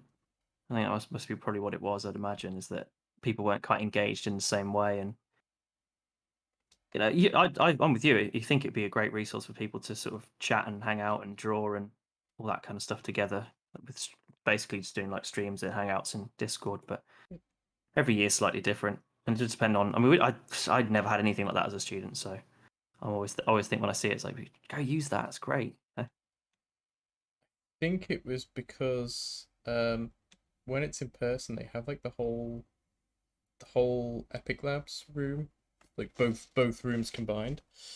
Yeah, I used to go to a couple of them. Yeah, but on Discord, I think they only had one voice channel, which meant all of the people who normally split off into their friends groups, couldn't. They had to sit in this channel and listen to everyone else talk, and then at that point, it's like, well, they may as well just go in their own little chat with their friends if that's what they want to do. Yeah, makes sense. I need to. I'm just looking at your your thing on YouTube. I need to get into studies again, man. Do it.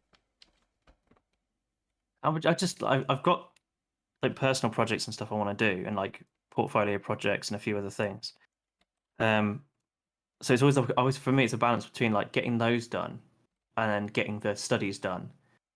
And when I'm in like a mode where I'm quite happy with what I'm doing, like creatively and sort of my own projects. It's difficult to get into the studies because like, but I've got a bit of free time. I want to do a bit more world building, a few more sketches, a few more designs, and things like that. But then I feel like I haven't done any studies for ages. So I'm just in a permanent state of studying.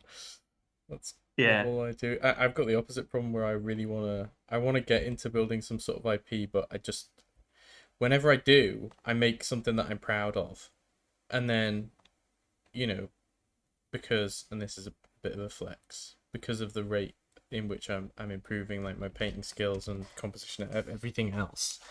You know, it only takes a month or two, and then you look back at the first thing you did for the project, and it just looks garbage at that point. And then you're like, well, now I want to redo it, and I don't feel like you can build an IP by constantly repainting the same scenes over and over and over again. no, I know what you mean. I know So what you mean. I'm a bit hesitant to get into it because I just know that it will be out of date in a month or something.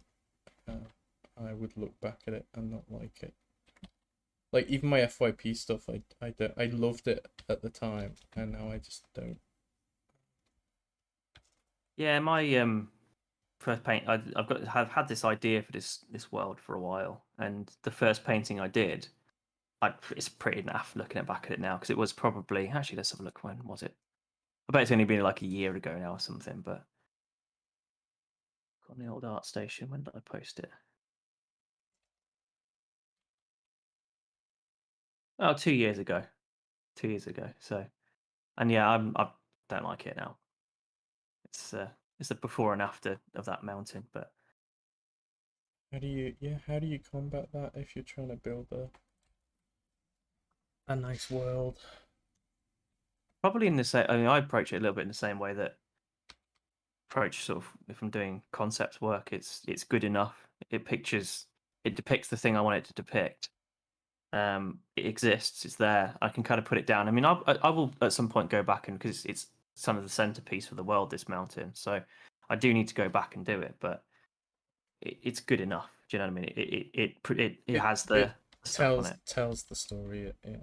Yeah, just about it. It kind of gives the idea and the vibe and things like that. And Yeah. there's other ones I want to do which I think are more interesting. So hopefully, the stuff I'm doing at the moment is more interesting, and then I can go back and with a little bit more fleshed out sort of an idea of what the world is, and then kind of tackle that one again. Hopefully, but Something I'd it's like it's not easy though.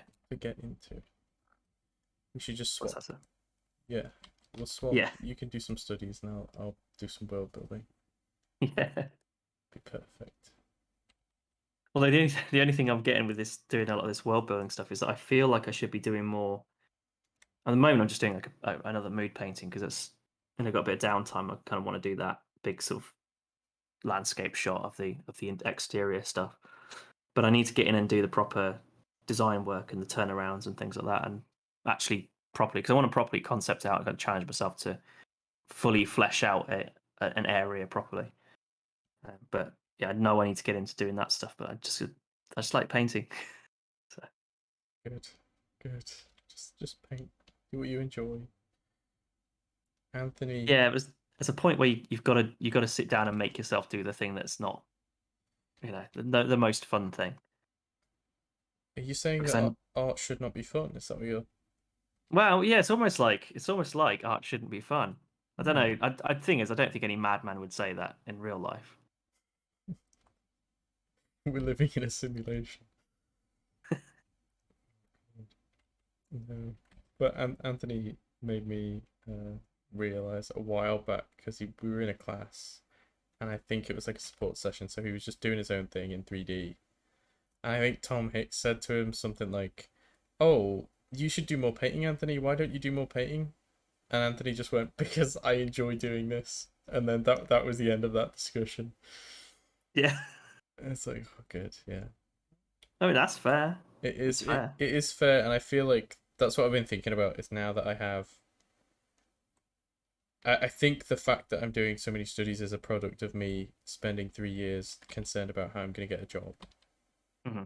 And now that I have a job, at least in the short term, like who knows what's going to happen when Nicola returns. But I would be very surprised if you just sent on your way, to be honest. Very surprised. Yeah, but now that I have an income, I don't have to worry about that as much. Mm-hmm. I actually want to go back and like find out what I enjoy that isn't just studying for the sake of learning. I want to paint things that I'm interested in painting. I don't know what that is. It's changed so much while I've been at uni because it started as character and then I had to paint a postnatally depressed woman and my love for characters soon faded. And then it was environments for a while, and then with advanced concept and FYP, I went back to character. But I've been doing like creature stuff lately, and there's just a lot. Like everything. Like everything, yeah. Maybe I should just do everything. Maybe That's to be fair. I'm a little bit like that. Like I like doing characters. I mean, I'm definitely more of an environment guy. I think I had a moment when I realised that when someone was like, "Oh, yeah, what do you do characters or environments more?" And I was, "Oh, I don't really know." And then I figured out like, what do I do if I've got a few hours spare? What's my thing? What's my go-to thing? And it was always probably painting an environment. So I tend to do environments a little bit more, but still like doing characters. So I find that difficult as well, which I imagine you're probably doing the same way. You like doing characters as well. And you want to do those, but it's like whatever. I also like doing environments, and I also want to do creatures, and I want to do a bit of everything. yeah. And then there's that whole thing of do I actually like it or am I just good at it? Right. Yeah, yeah. Because I've had this thought: is it like, do I actually prefer characters, or is it just because I'm better at characters? If I practiced environments and got better at them, would I prefer them instead? Yeah, that's a big I thing. think that also depends on, and again, in my opinion, that always depends on what your goal is, because now because your goal, I suppose, as time has gone, has changed as well, and your goal is now to teach and to do educational stuff. That's. I mean, it might change again. You might like want to go back and do industry stuff, but a part of being a teacher is obviously being curious and trying to make the students curious about the different stuff as well, and making sure you keep that alive for yourself. And actually having a wide range of skills is good, because that way you're able to help a bunch of different people with a bunch of different problems. Whereas if you specialize, you kind of lose the ability. I mean, you still got you've got the knowledge and stuff. You can still help out, but if you're super specialized in one area and somebody goes, "How do I do this character thing?" You're like, don't know. And unless you're not in a character module, it's useful to have a little bit of an idea of how that works, even if it's just like a theoretical knowledge. Yeah. But then if you're wanting to, like a student who wants to get into the industry, and your sole goal is I must get into the industry, then you've got X amount of years to get good enough. And then if you're trying to do characters and creatures and environments and all this kind of stuff, if they all take 10 years to master, you've got 30 years worth of content. I mean, they're not going to be completely separate, but so it takes 10 years to master one thing or whatever it would be. Then you've got like another 2 years to 3 years of study to master each other one. You're going to take so long to get good enough and employable enough for all of them. You're probably better off going, I really like doing this one thing, I'll put it into it. So I think that's the thing that I found when I started teaching. I actually got much better as a generalist than I was as a specific. I was much more specifically environments beforehand, and then got better as a generalist because necessity almost. Which is quite an interesting change. That does make a lot of sense. Yeah. I think the uni's good for rounding you out as a generalist anyway, with like the environment module, and advanced has a bit of creature stuff in. Oh well, it's optional, but and character and 3D modeling and everything. So you leave knowing a decent portion of bits and bobs. Yeah, and hopefully everybody leads with they've managed to try a bunch of stuff, because Well, I think that's the other, yeah, that's the sad you know, thing is when you see people in third year or whatever they're doing, and it's like they've exclusively painted the same things for 3 years then at you get to university level. Yeah, yeah, and I think that's the idea of a lot of times when I mean, I know I didn't know some of the stuff that I enjoyed doing until you actually have to sit down and do it.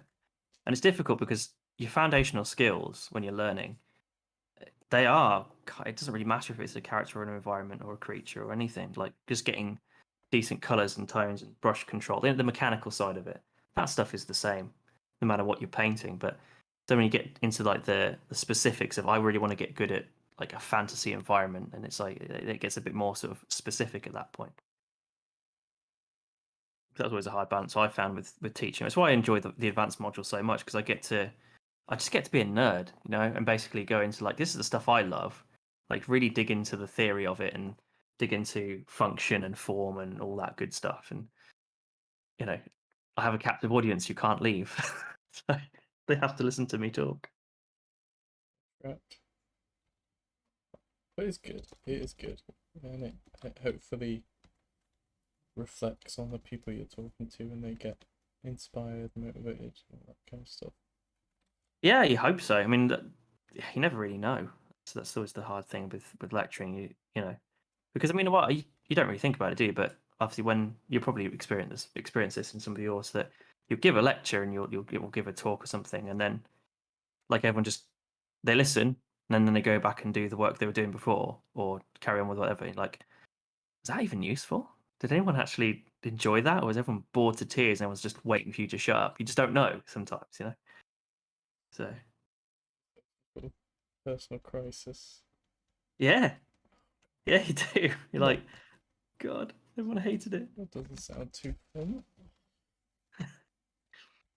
But yeah, I mean, you're talking about generalizing, but one of the coolest things, I think, and I can understand why Ant was trying to sort like some sort of like specialist system where if you're better at a certain topic, or you specialize in it a bit more, you host the lecture or whatever. Mhm. Because it is really cool to have Ant, who basically specializes in like heavy 3D stuff. Rachel has her stylized work. You've got your like very polished, painty stuff in terms of environment art, character art, and then Sam's stylized as well, but in a completely different way. Mm. Um, and sometimes it feels like, how am I going to fit into this machine? What do I bring? Well, but thing is that's that you with your style you've got this like your very painterly style that nobody else really has. So bring in brush strokes and bring in that sort of ability to simplify in a different way than the way that I see it and the way that Ant sees it and Rachel and everybody else. So I think that's the thing that I always think with your stuff is the ability to communicate in a few. I've always been jealous of that, like anybody that can communicate in a few brush strokes, because I feel like my beaten to death polished images are just a factor of the fact I can't make it look nice in a few brush strokes. So I just have to do more. No, no, no. But, I was looking at I think I was saying in the Teams chat, I was looking at Evan Amundsen's stream the other day. oh yeah, I started watching that after you mentioned it. Yeah, and it's like I'm always sat here, and I again it do I like having really simplified brushstrokes, or is it just easy? Because I was watching Evan's stuff, and he was literally painting each individual strand on this onion in the background, and it looked amazing. And then I had to think, would I ever bother myself to paint every just if even if I didn't like need to, or even if I didn't like it, just as an exercise to learn to do like a super polished 50-hour, I think he was on over 40 hours when I was watching it, which is insane to me. Yeah. It absolutely, like, I've been playing Fallout 4 on and off for like a week and a half now, and I think I'm at like 10 hours on Steam, and it feels like I've been playing that game forever, and that's 10 hours. How do you rack up 40 hours on a painting? I've done it. Some of the ones I used to do, I used to take something similar. How do It you just, is the sheer willpower involved? What? I suppose it's like, you know, when you get to the end of a painting and you just feel like it's done, it's had its day. It's just I don't want to do any more on it. Yeah. That I think for myself, that's it's a longer process until I get to the point where I'm happy with it and I'm happy to put it away. And you know, like, I always think that there's I can't remember who said this, but it was really interesting when I was a student. They said something along the lines of, you can be a fan of something and never want to do it yourself, in the sense that, or not never want to do it yourself, but it's just not click with you. Like, for example, like I was talking to Rachel, and we often talk obviously in stream and stuff, and I absolutely love her stuff. Like, I love the style of it. I wish I could do it, but I'm never going to be able to. I just have to be okay with that. It's just something that I can be a fan of visually, but I can't ever recreate. Same thing with Sam. It's like I can't recreate Sam's style. I can just look at it and go, I wish I could do that, but never be able to do it. You know, so um, yeah, I suppose it's like the 20 hour comes to a point where you feel like you're done with something, you're happy with it. It's just a little bit longer than maybe you'd be spending on a piece until you're happy with it and happy to put it away. That's true. The But only you don't, way I suppose. Yeah, the only way I've ever been able to like visualize it is if I split up an image into like a big grid of 100 squares, and then each of those squares I do it to the level I normally do it. That's the only way I can visualize spending longer on a painting. Well, to be fair, that's actually not too bad a way of looking at it, because it's not like you were doing, especially if it's like more polished. You do actually, I suppose, you do go in and treat, like, I'll paint this little bit and I'll paint this little bit, and you know, work on that for a bit and I'll work on that for a bit, because it's just there's lots of detail but kind of spread across lots of areas. So yeah, I suppose you aren't just rendering one onion for 40 hours. Feel I mean, like that would be a super polished onion, but feel like that's it. I mean, I've just zoomed in now. Is my issue that I just never ever use the zoom in function? It might well be. Because now that I've zoomed in on this face, I could imagine putting more detail into different areas and stuff, and then seeing if it reads from afar. yeah, that's why I always have the navigator at the top, because I do tend to zoom in, but I'll try. Oh, I don't zoom in for ages though. It's usually like a good few hours into the piece before I'll first zoom in, because you obviously want to get the overall read first right anyway, and then just go in and basically beat the life out of it by painting it to death. You know, I've been inspired. I'm gonna set myself like a brief, and then, or you know what, maybe not a brief, but maybe I'll try and do an IP thingy because I am interested in that, and then I'll see if I can get something really polished and finished, portfolio worthy. Yeah, that'd be cool. Should be good fun. What was the brief you were working on with your server or your Discord server? Um,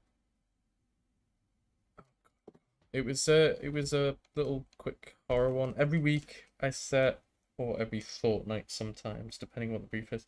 I set little briefs. Sometimes it's just I give them a bunch of references to study. Um, the last one was I gave them some fish references and they started sending fish references to each other, and then you had to do a study of it and then convert that study into like a creature design, and that was wildly popular. I think the most popular one. And the current one is, if I can bring it up, I wrote a little like 2 sentence story, and the task is to like design a creature for it. Oh, nice. Yeah, your Discord server seemed like a nice little group. That's a bunch of people. It's cool. It's cool. Are you in my hobby one, or are you just in the private one? Um, which one is the? You're not in the puppy one, I don't think. Oh, I'm in the art quadrant one. Oh, no. That's not where I set the. Let me send you an invite. Oh, okay. You got more. Well, I have a public one now that I'm a world famous YouTuber. Ah, that's true. Like, maybe I should just sit here and render. Can be relaxing. See, now I'm here. I'm in it.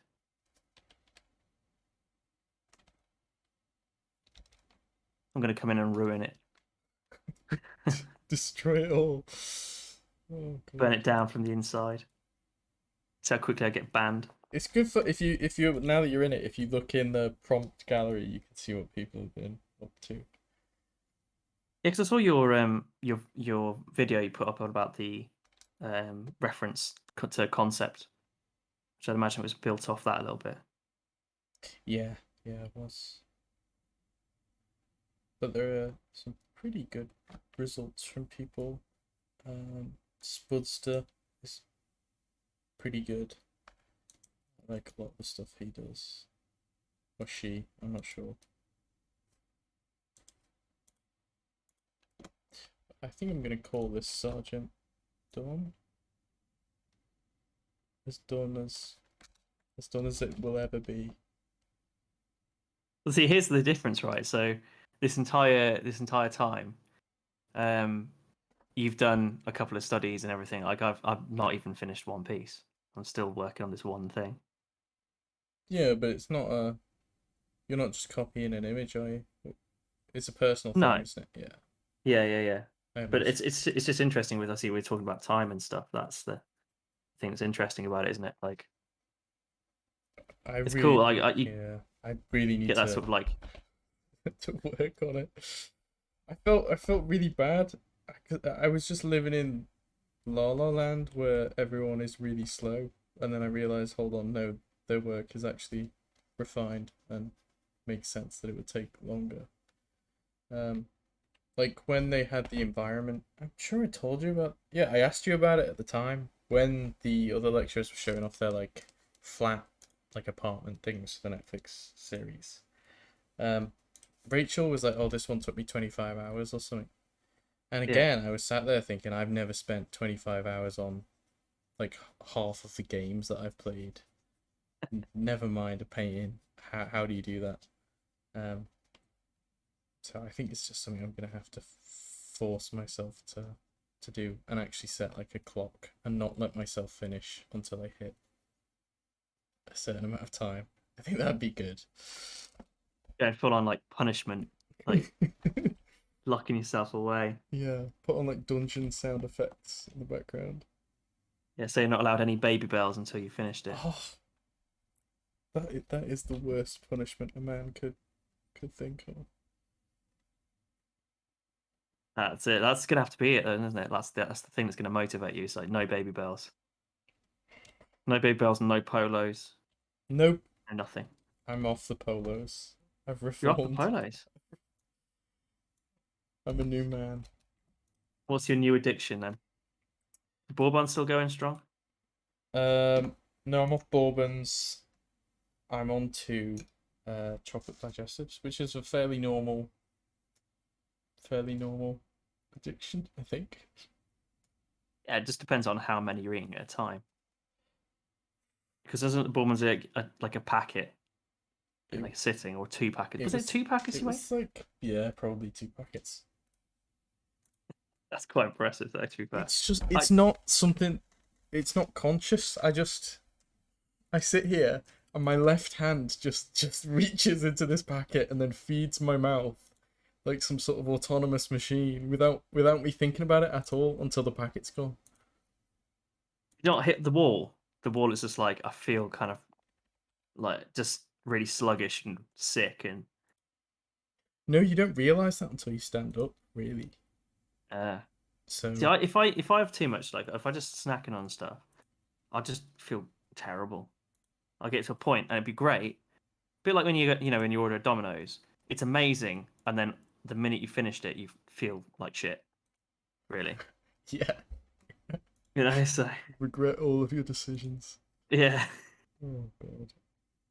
I'll hit a wall if I'm just eating like snacking stuff. I'll just hit a wall, and all of a sudden I'm just like, oh, I think it's not. seeds again. Yeah, well, it's not a hunger thing. And No. it's not that they taste particularly nice. I think it's just like, you know how when people have been smoking for a while, um, they just have the habit that they need to like chew on something. Yeah. I think I just have the habit that I need to be nibbling on a bit of food. I don't know what. That's You can yours. give me anything. It doesn't have to be unhealthy. Like Megan bought a punnet of grapes, and she was foolish enough to leave it on the desk next to me, and it was gone. It was gone pretty quick. Maybe that's what you need to do. Like substitute your like unhealthy stuff for healthy stuff. I think so. I think less cheese, more fruit. Should we do one more study? Yeah, I probably shouldn't go on too late. But then, you know, if I don't pay attention, I'll end up just spending all night doing this. That's how you sink the hours in, isn't it? Yeah. Yeah. Well, to be fair, that is part of it as well, I think, because you do get, I mean, I find anyway, I get to a point, especially when I'm just rendering and just painting stuff out, it's kind of a little bit mindless. Once you've got the, you know, the value structure down, and if it's like an actual environment painting or the design's done, or if it's more of a concepty stuff, and you get into just painting it, that's a little bit mindless and quite easy to do. So like you just stick the music on and then the time just melt away. I've been forcing myself to paint without music. I can't remember where I heard that. Have you ever heard of a guy called David Goggins? No.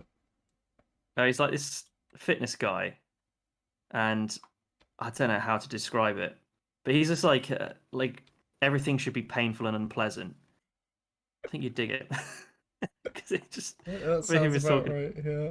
he was talking about something that was like I can't remember what it was now, some fitness thing anyway. But basically, it was like, you know, he doesn't run with music because like you're not always going to have music in your life. You're going to need to, you know, you need to be motivated and all this kind of stuff. It's very. And that was like, I was like, when he said that, it's like I'm not listening to music. I'm pure painting or pure artist. I can't remember who said it. Someone said it, that sometimes when you're listening to music, and I can understand, that you kind of end up running on, like you said, autopilot, which is great if you already have your value structure and everything down. But obviously, I'm never spending that long on my paintings, so I'm permanently in the zone where I probably should be thinking about what I'm doing. Okay, yeah, And I thought, yeah, I maybe can see that. maybe music is gonna make me make poor decisions. I don't know, but other people say that like classical music makes you concentrate an extra 300%. Well, yeah, for me, I basically soundtrack my paintings with whatever I'm listening to. So if it's something like big and epic and everything else, then I'll have some big sweeping orchestral scores. If it's something a little more sci-fi, I'll have some more sci-fi things on. And it usually just helps me get in the headspace for it. Like I say, with the, I could definitely see on the before you've got to that point where you're properly painting it out and that kind of stuff, it can be a bit distracting if you've got a lot of music going on and you can't really concentrate. But I also heard, I don't know if how true this is, but it was a reliable source, so it must be true. But apparently, if you want to be creative, you need to put happy music on. It needs to be sort of like upbeat. So Scatman John will be absolutely fine. Anything that's like beat and happy music will help you be creative and like come up with new ideas. If you need to concentrate and you need to put like time in, then you're better off listening to sad music. So it's like, I suppose like if you wanted to sort of soundtrack your creative process, you'd have something that was like happy when you're trying to design and make the decisions, and then you'd put on something more slow and depressing when you're trying to just paint and concentrate. That's just Don't know one Scatman John album. It'll just perfectly blend into itself. it'll take you on the whole journey. Yeah. Oh god, what do I normally listen to? I've been getting into like video game soundtracks because it's like a nice midway where at least it doesn't have lyrics that you. That's the problem with Scatman John, is he's insanely catchy. or so I think. I know some people might not agree. So it's very difficult to concentrate because you're kind of bopping along and listening. Whereas, and it's not game soundtracks like it's not film soundtracks either, right? Because film soundtracks are the same in the sense that they have like a little story they're trying to tell in this soundtrack, which can be, I think, a bit distracting. It's the kind of video game soundtrack where it's just ambient music, because it's been Yeah. specially designed in this game for you to just kind of not notice that it's going on. So it seems absolutely perfect for painting and stuff. I just noticed somebody in your YouTube chat said about putting vitamin capsules on your desk to make it healthier. So that's the God. thing you're always reaching for. Can you overdose on vitamin tablets? Maybe. Can you have too many vitamins? I hope think not. you can overdose on anything. But like what it would do to you, I don't know. But I just saw that. No, I agree with the music stuff as well. I think it's Should interesting just that. put like, I should have protein shakes and stuff and get mega buff, because I'd just be eating all these, like, yeah, just put anabolic steroids on my desk and then I'll be sorted. I won't even know. God.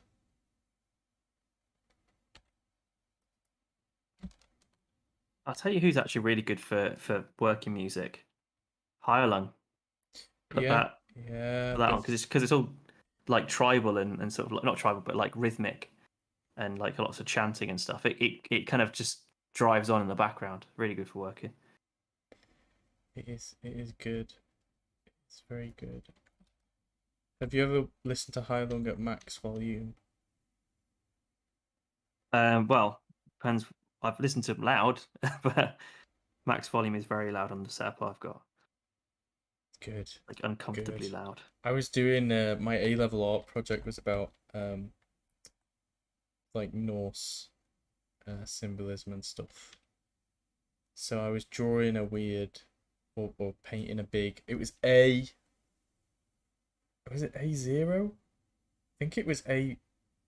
It was bigger than A0. It was like double A0. It was massive. It was like the size of a door, and it was a self-portrait of me with like Nordic runes all over my face, looking a bit crazy. And I just put Hylung on max volume, and really got in touch with my Viking history. You do honestly feel like you're going crazy, and you can understand how some random Bronze Age peasants in a cave who have just taken a load of like mushrooms or whatever the hell the Vikings were doing all the time, could start to believe in gods and spirits and all manner of crazy things. Because it does get you into like a weird trance. Have you listened to? I think it's called Hacker Skalda from Hyrule. Yeah, that's literally just like a war chant. And if I listened to that on my way for an interview, and it really hypes you up. Maybe too much. I probably went into that interview really wide-eyed, looking a bit crazy. I put the Leafer, the live Yeah, that's good because YouTube thing I got. it'll all run into itself then, won't it? Well, I put it on YouTube because I had heard we listened to them like in the background, and I was like, oh, it was a live thing, and I heard a couple of them pop up, and I'd liked a couple of the songs, and get a really cool vibe and stuff. But that was when I watched that well, not live, but watched the live video. That was like when I kind of got it, if that makes sense, and I was just like, this is awesome. This is really cool. It is like it's more of an experience than music. Yeah, exactly. Yeah, I'd love to go and see them live. Yeah, I put it on and it was like an hour and a half or something, or an hour long. And I just put it on for I was like, oh, I'll see what this is. And I just sat and watched the entire thing, and I didn't realize the hour had gone by. It was that good. The drums, percussion. Yes. If you can channel that into a painting. What's that? Chibiversity listens to Highland as well while they paint. Oh yeah, nice. Good. They're actually faintly on in the background as I've got them at the moment. Well, actually, I don't know who's playing at the moment. It's a whole playlist I've got with different people on. I'm musicless. The benefit of being musicless is I never ever get copyright striked because I'm on YouTube. I usually put yeah, that's like royalty-free stuff. well, If I'm streaming, I did that once. I went and tried to find a royalty-free playlist. The best I could find was Kevin MacLeod because I know for sure he's royalty-free. But what they get you? They go, oh, this is royalty-free for now, and then like a week or two later, it's no longer royalty-free, and they can claim ad revenue and stuff, which is a bit annoying. oh, see, I just because I mean, it really did it on Twitch, but yeah, I'll just go on the Spotify, put royalty free playlist, and something will pop up, and I'll just put that on. And it's always been fine. But at least it will be like super quiet. So I can barely hear it right now, but it's just on in the background, like a little bit of every now and again, like there's just a little bit of music comes through. It's quite nice. You But reckon? yeah, that's all I got, like Wardruna and Yeah. Heilung and people. Do you reckon people also get annoyed by what music you have on?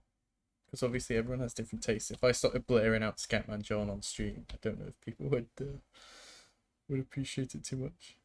Yeah, to be fair, like most of the stuff I'll put on in the background, I'm doing streams at least. Again, I'm not exactly like I've got an audience or anything, but it's just super quiet. But it's like lo-fi stuff, which is really inoffensive. It's just like anyone can accept lo-fi. exactly like royalty-free lo-fi track. Just have that on the background. It's just kind of going away in the background, and I can barely notice it. So I'd imagine that other people can't notice it either. But like I say, there's nobody watching anyway, so it doesn't really matter. Did you find out how many YouTube followers you got? Oh no, I didn't. Let's have a look. Nothing, nothing compared to yours. Oh, got like 600. You've got a very decent amount. Well, more than Twitch anyway. Yeah. See if they turn up. It's just stream on. It's the exact same as Twitch. You just link it to your Streamlabs, and then when you click go live on Streamlabs, it just goes to YouTube instead. Yeah, to be fair, some of these have got like 2,500, 3,000 views, and I haven't really noticed. Tom Osborne had that. He produced his. It was actually his first year character, like presentation, and he uploaded it, and then he kept getting messages or like comments, and he was like, "Oh, where are these coming from?" And he checked, and his first year character presentation on YouTube had hit like 5,000 views out of nowhere. But it's worth it if you have them. It's worth capitalizing on. There's no reason not to. Yeah, well, to be fair, I've got a bunch of videos recorded. I just need to dump them all onto YouTube, like process videos. I mean, I'm recording the process I'm doing at the moment, and most of the stuff is just put that on together, speed it up, and whack a tune on the background. And I've got like I don't know, a handful of tunes that I've written, and I could just put them on in the background and know that they're all not going to get striked or anything. So all the apart from one or two, most of the ones I've got on YouTube, just I've written all the music for it. I do wonder if people get bored of all of my videos have the same 2 songs in the background because they're the only ones I recorded before I forgot to bring my guitar to uni. So I can't make any more. In fact, no, actually, Media Labs has media stores has guitars. I probably could take a guitar out if I really wanted to. Yeah, probably could. Mine are all just like because I've got a door as well, so I've got like this thing called kind of it makes now East West, I think it was Composer Cloud. So it's got a lot of orchestral sounds and choirs and all sorts of stuff. So I can make little almost like soundtracky stuff, which is it's fun to do, but there's never a reason to do it. And then if I'm thinking, well, I need to make a new YouTube music thing that again, I don't think people are really going to watch it all that much, but I was apparently wrong. It's just fun for me more than anything else. It's just something I'm enjoying doing. Yeah, I did get a trial for I think Ableton, but I just couldn't. I couldn't understand it, and I didn't want to learn and tired. No, I don't blame you. I mean, the only reason I know how to do it is because I used to study it. So one of the things I used to study was music technology and recording and all that kind of stuff. So I can record music and live music and I'll pay you. one of the many to- things that I've to- learnt and then never done anything with. Don't say you haven't done nothing. You put them on YouTube. Yeah, I should record more actual like songs as well. I can tell you if I've got a few videos I did over lockdown of just like recorded songs and covers and stuff, and I just never did anything with them. They just sat on my hard drive. The sea shanties were popular. Oh yeah, that was weird. That was. I suppose it was the time for them, but I just because that's the only reason I wouldn't have put them out otherwise. Like I've done a couple before because it's fun to do, and then obviously I thought, well, it's the time, like everyone's getting mad for them at the moment, so I might as well put one on Instagram, and actually it's surprisingly popular. If you had put it on TikTok, you'd be like world famous by now. They would go mad on TikTok for sea shanties. Absolutely Yeah, but TikTok insane. is like what 30? Was it 30 seconds you got? No, it's 3 minutes. Oh, is it? Yeah, it's 3 minutes. So it's I don't know if it was yeah. recently changed to 3 minutes. Might have been. I think it was yeah. What I saw it before, it was like really short videos, and I thought, oh, it's kind of like what Vine used to be, Yeah, it is. It is. but yeah, I don't know. TikTok is just like another social media. I'm bad enough on Twitter, let alone. I've man, it's like when you see people doing what you know you could do better and getting famous off it. Yeah. That's what makes you want to do it. Like I still haven't put any art on TikTok, but I'm sure I could just take snippets from my YouTube videos and just upload them like with relative ease. But you see some artists on TikTok that just have no idea what they're doing. They're teaching people really awful anatomy tips that don't work. And it's like they get hundreds of thousands of views and likes and stuff. Just I feel the injustice rising. I just Oh God, just want to let me at correct it. Yeah, exactly. Maybe that's what you should do. Maybe just like make your persona just like a bit of a dick, and then like go correcting other people because you can put your video in a video in TikTok, can't you? So Yeah, you can like duet, I think. yeah, again, I don't really know any of the terms for it. Makes me feel like an old man. It's like one of those things that you stop looking at the new thing and you start feeling like an old man. It's like, how does this thing work? What is this TikTok thing? I do feel old. I'm not that old. No. I feel old.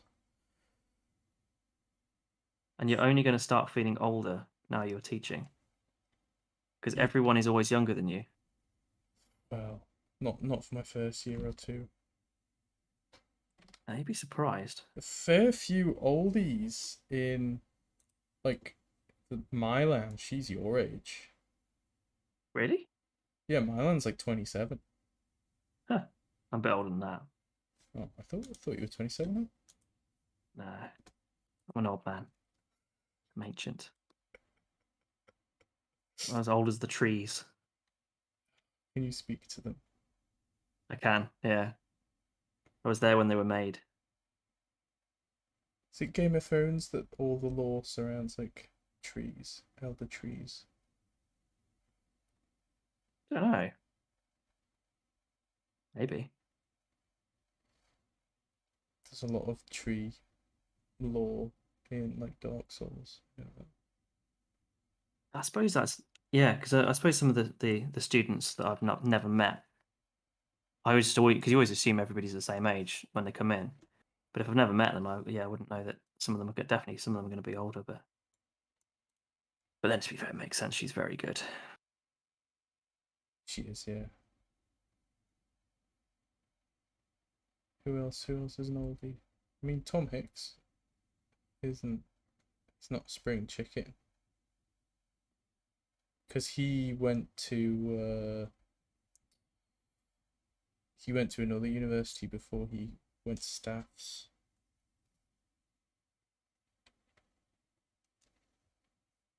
And did was it illustration, I think? And then decided he wanted to come and draw some lovely environment art instead. Like a Chad. Made a good point. You get a good choice. The correct decision, yes. Yeah. You did it right. Let's see.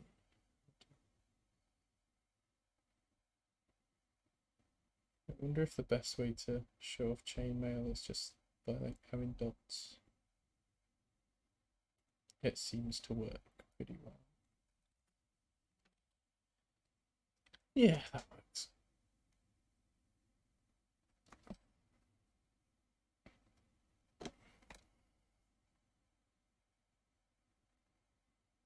So, have you taken a whole bunch of references for yourself in that armor then? You know what? Yeah, I intended to make a YouTube video out of it, and I still haven't.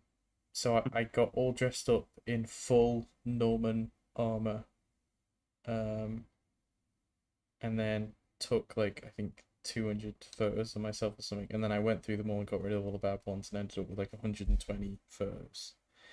And they're all on my Pinterest, but no one actually knows they're there because I haven't told anyone. Interest reveal. This is the. I can send you the Pinterest board. I put it on the Concept Art Facebook page. What the yeah. There's the board if you ever need Norman Knight references. Oh yeah, all about that. But yeah, maybe You- I should make a video out of it. Maybe you'll appear in a painting of mine soon. Who's that? I'm gonna do that. I'm gonna like photo bash you into one of my paintings and see if you notice.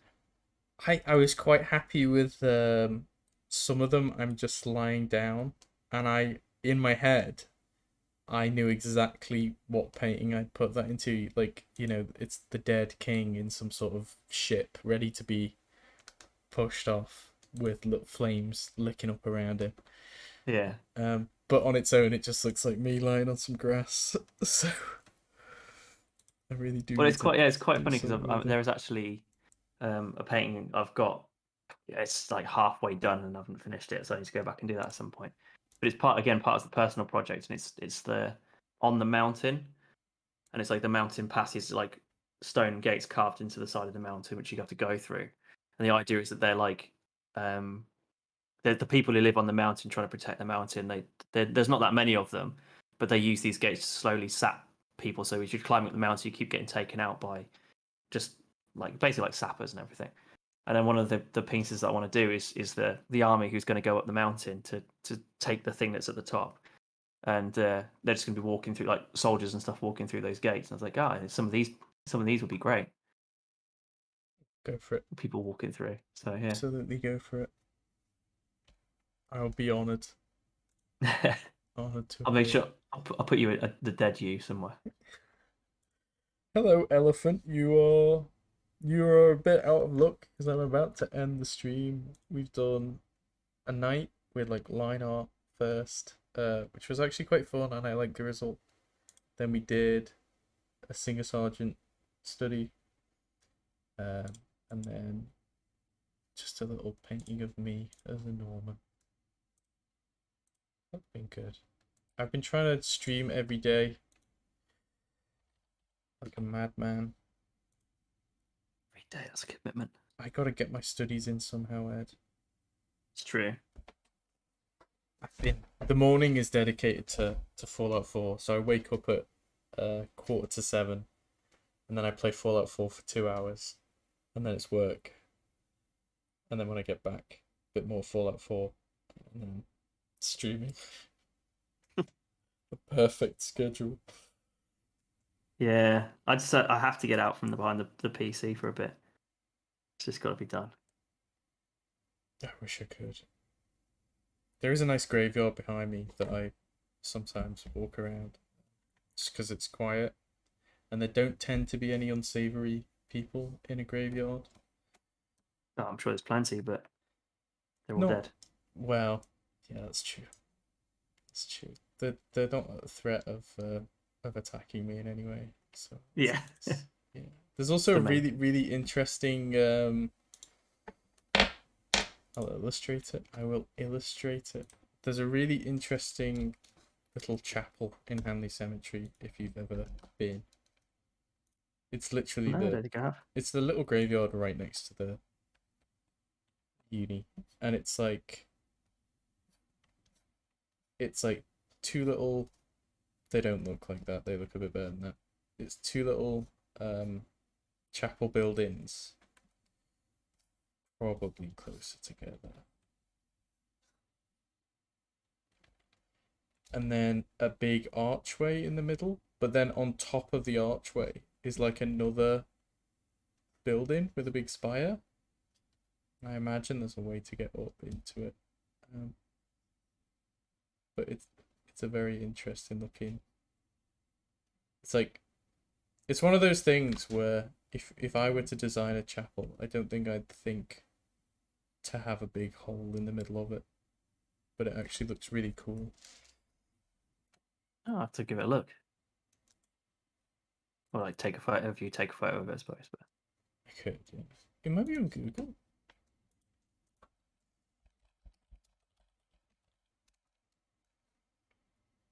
Yeah, it's on Google. Here we are.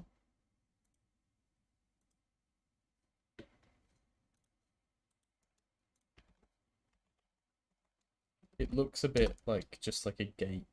It looks like an archway that you'd go through to get to the cemetery on this photo. yeah, But it's not. It's like a full chapel on either side with a big arch in the middle. that's cool. It is mega cool. I was Sweet. It's got... waiting for some sort of brief to go and take loads of photos of it. Yeah, it seems almost like it's like inspired by European castles. It looks like. With It all doesn't the look quite. big Yeah, buttresses, yeah. yeah. It doesn't quite look like a normal one that we be used to at least. It's pretty modern. Yeah. It's not a very old. Well, Stoke-on-Trent's not very old, is it? But... Well, there's not anywhere in the UK that's that new. No, that's true. Like, oh, this place is quite new, but it's been a settlement for like 2,000, 3,000 years or something like that. I guess other than London. Yeah. But all the are there any? Have you been to London? Are there any like parts of old Londinium that are still old, or has it all been replaced with new stuff? I'd imagine most of it has been replaced, but Think of the thousands of years of history. Pretty wild. Well, that was like that place I went to visit not so long back. It was the Bella's Nap. It was near me, and it was it was about a 40-minute drive away, and it's a place which is 5,500 years old. It's like older than the pyramids. It's older than Stonehenge, and it's just a little burial mound. And you just go there, and it's just like it's nuts that this thing is that old. I mean, it's been a little bit rebuilt and restored because they had to, but yeah, still, it's kind of nuts to think it's so old. But that's it, isn't it? This little Saxon, well, not even Saxon, but the Saxons just had big things in hills, didn't they? Just shove a load of stuff in a hill, and you'll be sorted. What was it I read the other day?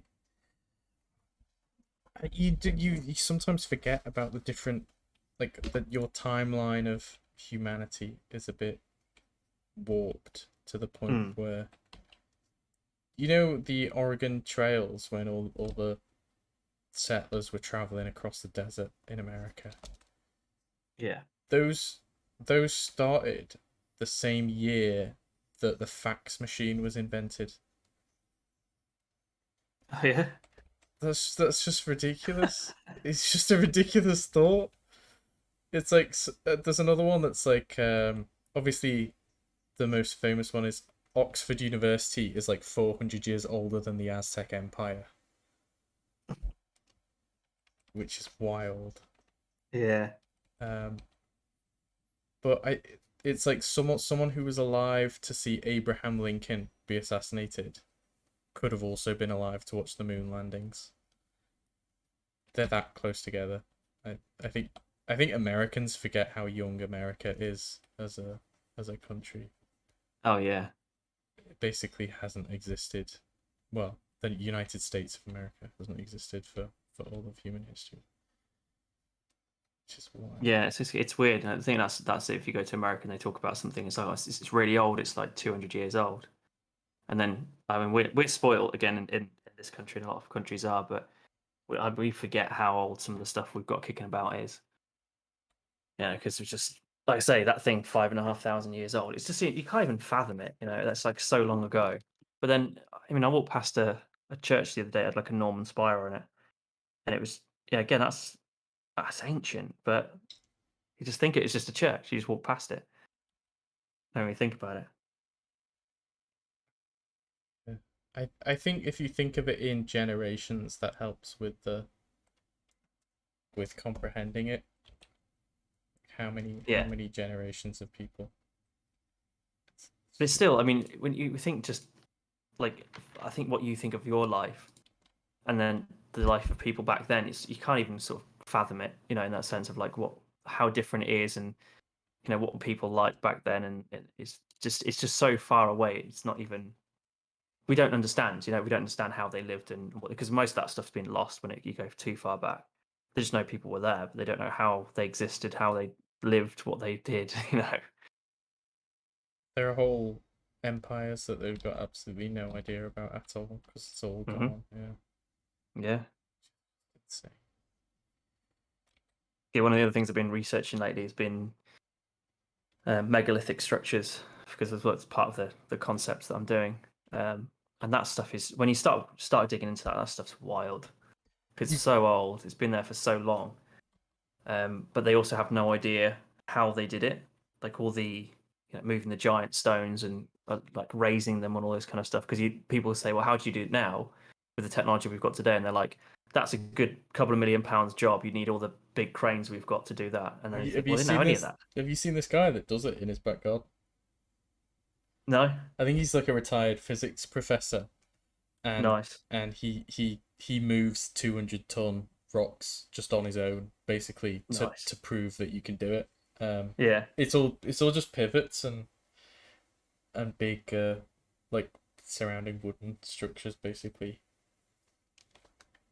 So but that's it. We kind of think like so someone to do that who's like a physics professor, and you think of him as being like, so we're guilty of thinking of the past as being dumb. Do you know what I mean? Like everyone in the past is stupid. Yeah, when actually they're the exact same species of human. Yeah. Yeah. And like somebody figured out how to do it, and but the funny thing is that so the stuff that guy knows has been. It was known that it was lost and then it was kind of rediscovered. So the stuff that he knows how to do that, and the reason he knows how to do that is because his education, which is relatively new compared to the ability to do it. Do you know what I mean? Yeah.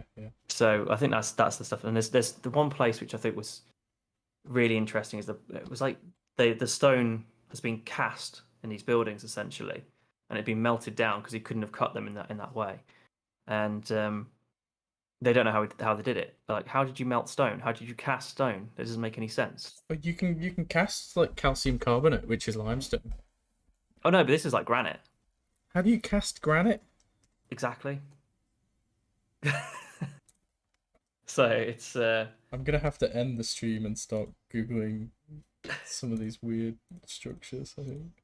Okay, yeah, I've got a board with all the names on it. I have to send you some of them, but again, it was I only sort of started looking into it now. It may well have been an explanation that someone's come up with about it, all this stuff. But yeah, I just started looking into it. It was like, that's weird. That's such a weird thing. And because when they first found it, it looked like it'd been laser cut. Like the carvings were super super fine. But then it was like, hang on, this is the hardest stone we know, so they can't have done it. Like, how was it done? And they found it had like something to do with the effect of the stone. Again, I'm no scientist, but the effect of the stone and the way it looks and the way it kind of changes property when it's being melted. That's so they like this has been cast somehow. God.